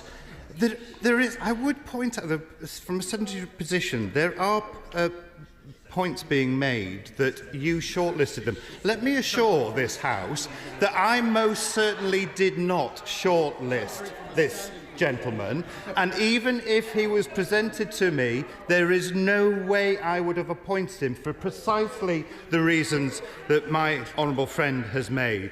Now, Madam Deputy Speaker, Labour's expanded remit for the IFR significantly increases the regulatory burden on clubs. And make no mistake, the smallest clubs, the beating hearts of their communities, will be hit the hardest. The government's own impact assessment estimates that the cost of compliance could reach a staggering £47.3 million. And make no mistake, that will push ticket prices up. I'll give way. Thank him for giving way. At the Football Supporters FSA AGM in 2023, he said, despite the phenomenal success of football at home and abroad, we've seen too many examples of the devastating impact the failure of a beloved club can have on a local community. My local club in Gateshead nearly was wound up in 2019. Is he really content to maintain the grotesque status quo that allows too many of us to lose our clubs to score political points on this? Minister. I would say to the honourable gentleman that he's actually going to be adding costs to those clubs. I've just mentioned £47.3 million. And furthermore, with the football regulator's remit now considerably expanded, operational costs could raise to £150 million, which clubs like his will have to fund themselves through the levy. Baroness Brady, someone with deep knowledge of the football industry, as Vice Chairman. Oh, they all mock, but the Sports Minister had to retract some comments like that, and she did so graciously, I have to say. She has raised serious and well-founded concerns about these costs and the disproportionate impact they'll have on clubs. Because all of this comes against the backdrop of Labour's wider economic mismanagement, which is already undermining the financial stability of our football clubs. Labour's new national insurance job tax will hit clubs' finances hard, with the Premier League saying it will amount to £50 million a year and £250 million over the life of this Parliament, compounding the pressures of increased regulation. And at the same time, football stadiums are facing higher business rate under Labour's watch. To give the House some examples, Wembley Stadium is set to pay £829,000 more, while the Etihad Stadium will see a rise of £564,000. These are not abstract figures. These are real costs that will trickle down to fans through higher ticket prices or reduced investment on or off the pitch, or even clubs having to close. Against all of this backdrop, we have now very real concerns about the impact this will have on smaller clubs. And indeed, Mark Ives, the former General Manager of the National League, highlighted the financial strain increased regulation will place on lower league clubs, calling it, quite rightly, a huge concern. However, Madam Deputy Speaker, most egregiously of all, they have fatally undermined the IFR's independence. When it came to independence, the fan-led review into football governance was unequivocal. A credible regulator must be fully independent, free from political influence, and certainly free from government interference. It stated clearly, independence means operations and decision-making are independent from the government. This is a critical element for me personally. In almost every discussion I had, this was a point raised over and over again, and quite right too. On that point, with my right honourable friend. I will. I'm grateful to my right honourable friend. This isn't just a Labour-leaning business person, generally independent but deciding to support Labour. This is someone who was a director of Labour List until just a few weeks ago. This is someone absolutely embedded in the Labour establishment, funding members right across the House opposite, including the Chancellor, and now given this £500,000 boondoggle for the next 4 or 5 years. It clearly isn't independent, and Labour need to think again. Does my right honourable friend agree? Well, it feels like my honourable friend has already read my speech that I'm about to complete, but because those are the points I want to make. Because I would say this, absolutely, when I had those meetings, extensive meetings, time and time again, that question of independence was raised by fans who were worried that they did not want party politics or government interference in the game they love, by clubs and leagues who time and again wanted reassurances that a regulator would be truly independent, and from UEFA and FIFA particularly, as they have strong statutes about political and government interference in football, indeed as most international sports governing bodies do. I pledged and I promised to all of them that independence meant just that, and I fully understood the possible consequences if the regulator was seen as anything other than independent. That is why independence matters and why I always held it dear. But will you give way? I will give way. I'm grateful to the Shadow Secretary of State making the point. It's not only the political concerns about independence, but there are concerns from the EFL themselves about the links previously with the Premier League. When you're trying to make a decision, a digital decision, say, for example, if we do come to the backstock or choosing one side over the other, which is effectively what the legislation does, there is a conflict of interest there if you've been working for the Premier League over the EFL. Does he agree? Shadow Minister. Exactly. My honourable friend makes really important points about this appointment. This appointment is really important to the future of this regulator. Because what has this Labour government done? They have announced the appointment of David Cogan, a key Labour donor and political insider, to lead the football regulator, and it is deeply troubling. No, I'm sorry on this. I feel really strongly. Let me be clear. Mr. Cogan is no impartial figure. He is a long-standing member of Labour's inner circle, having donated thousands of pounds to the party and having spent 5 years on the board of Labour List, as my honourable friend said, the party's propaganda outlet, only resigning this month. This appointment isn't about qualifications, it's not about merit, it's about rewarding a political ally.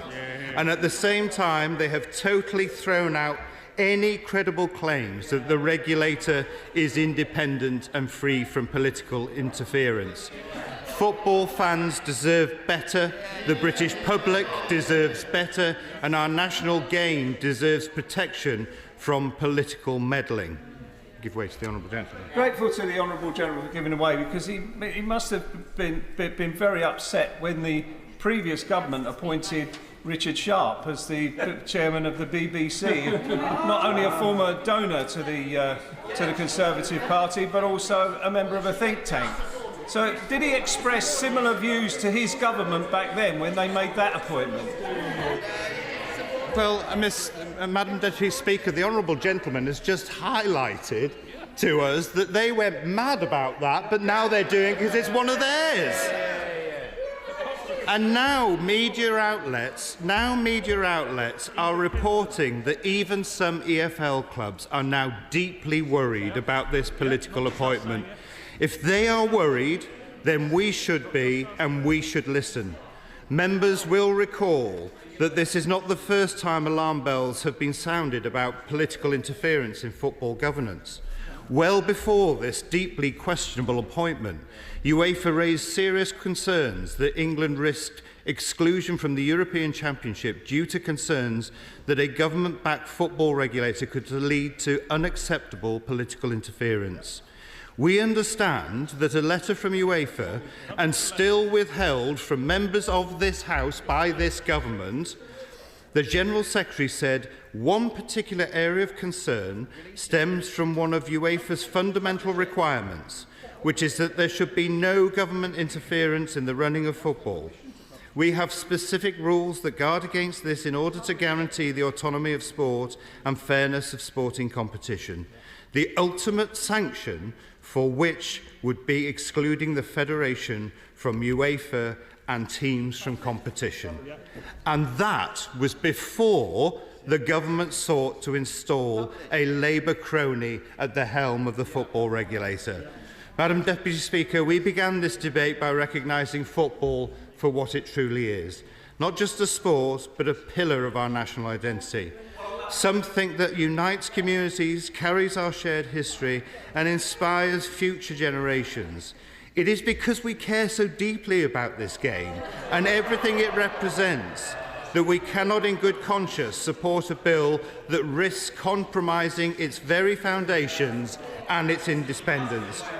So I will give way. I am very, very grateful. The Shadow Secretary says that he cares deeply about football and the communities that football lives up. My patch is just down the road from Reading, where we have seen truly horrific scenes as a bad owner has ripped the heart out of a football club and driven it almost to a point of extinction.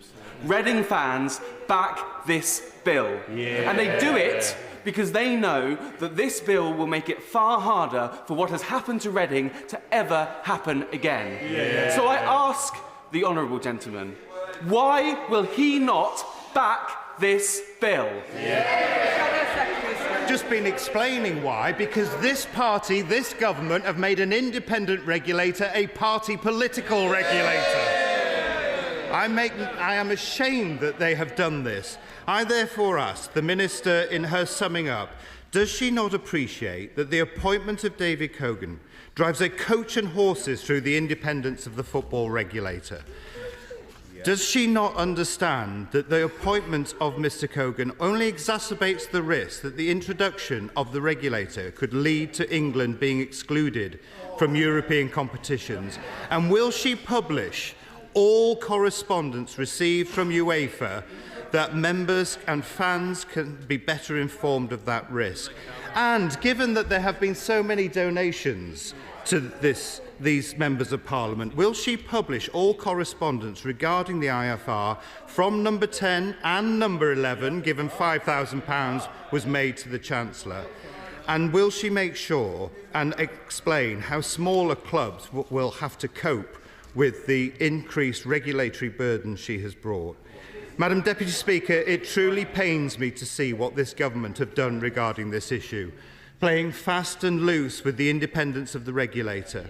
They have turned this into a Labour government regulator, increasing burdens on clubs when the Treasury is already hammering them with their taxes. It is beyond disappointing, and I am genuinely furious. They have put their curia... They may laugh, but when I met each and one of those stakeholders, I made it really clear that independence was sacrosanct. Absolutely. They have destroyed that in one appointment. They have put their crony before clubs, their friends before fans. They've put their donations ahead of football. And that is why we have no confidence in this government's ability to bring in a truly independent football regulator that won't raise more questions than it solves. I beg to move the amendment in my name too, ma'am. The original question was that the bill be now read a second time since when an amendment is being proposed as on the order paper. The question is that the amendment be made. I call Chris Evans. Thank you, Madam Deputy Speaker. And thank you in particular for calling me early. I did run the London Marathon yesterday and I don't think I could bob up and down all afternoon. So thank you. I have to say I respect the honourable member opposite and I count him as a friend, but I do believe, I did listen to his speech, and hysterical in some points. He has made another claim that UEFA are going to ban English teams from competition as a result of perceived government interference. He knows that is wrong. The fact is, UEFA would have made a statement about this by now. They have not. They have not opposed mirrored legislation in Spain or Italy. It's not going to happen. They are not going to ban English clubs from European competition. That is a fallacy to say that. And I'm embarrassed not only that the honourable gentleman has been forced to come here by his leader and move an amendment against a bill that was introduced and endorsed by the party opposite. It means they lose credibility and cannot bring about a bill that we can all unite behind like we did in the previous government, in the previous parliament. Now, I want to move on, Madam Deputy Speaker, and I have to raise an interest. I am the author of that great book, Don Reevy, the biography. And I think what Don Reevy did, what I've discovered in the research of that book, is how much football has come on. In the days when Don Reevy was lifting the League Championship in 1974, and I see my honourable friend there nodding away, I'll go FA Cup in 1972, League Championship in 1969. Football was not a place where you wanted to take families. It was not a place that you wanted to be in town on a Saturday morning, because of fans rampaging through cities and towns throughout our country. It was not a place where you want to go to stadiums, often crumbling, hooliganism, violence, vandalism. There are countless examples of clubs being banned. Now, I do take again issue, and I'm sorry I'm not singling the honourable gentleman out, but again he says he believes passionately in football and the game. It's a pity the Conservative government of the 1980s didn't believe that. What they believed the solution to hooliganism was penning our fans in electrified fences, and we've seen the tragic results of that. That's what Mrs Thatcher believed. And if he doesn't believe that, I'd ask him to read Dominic Sandbrook and her views on his views on Margaret Thatcher, what she believed about football. She didn't like the game. Like many other people didn't like the game over that side. Football only turned a corner in the 1990s. And it is ironic that the Premier League is endorsing any form of breakaway leagues in the future.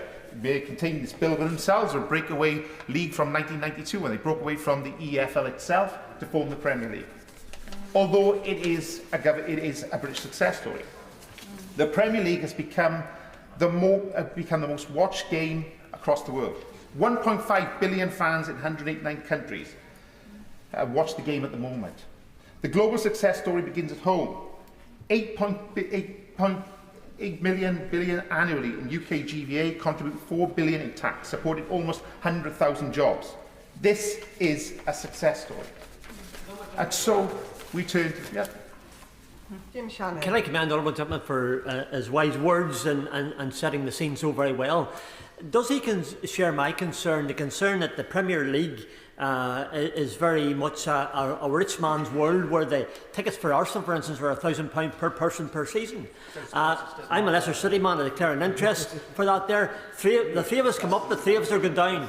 Last season the three went up, the three went down. So does the Honourable Gentleman share my concern that the gap between the Premier League and the Championship is becoming too great, and the gap between the Championship and the First and Second Division is also becoming too late? And does he feel it's time for Premier League to share some of their wealth with the rest of us? Yes, I do think that the Premier League does have a responsibility to share its wealth, and I think what is quite interesting is this is the second year running where the promoted clubs have gone straight back down.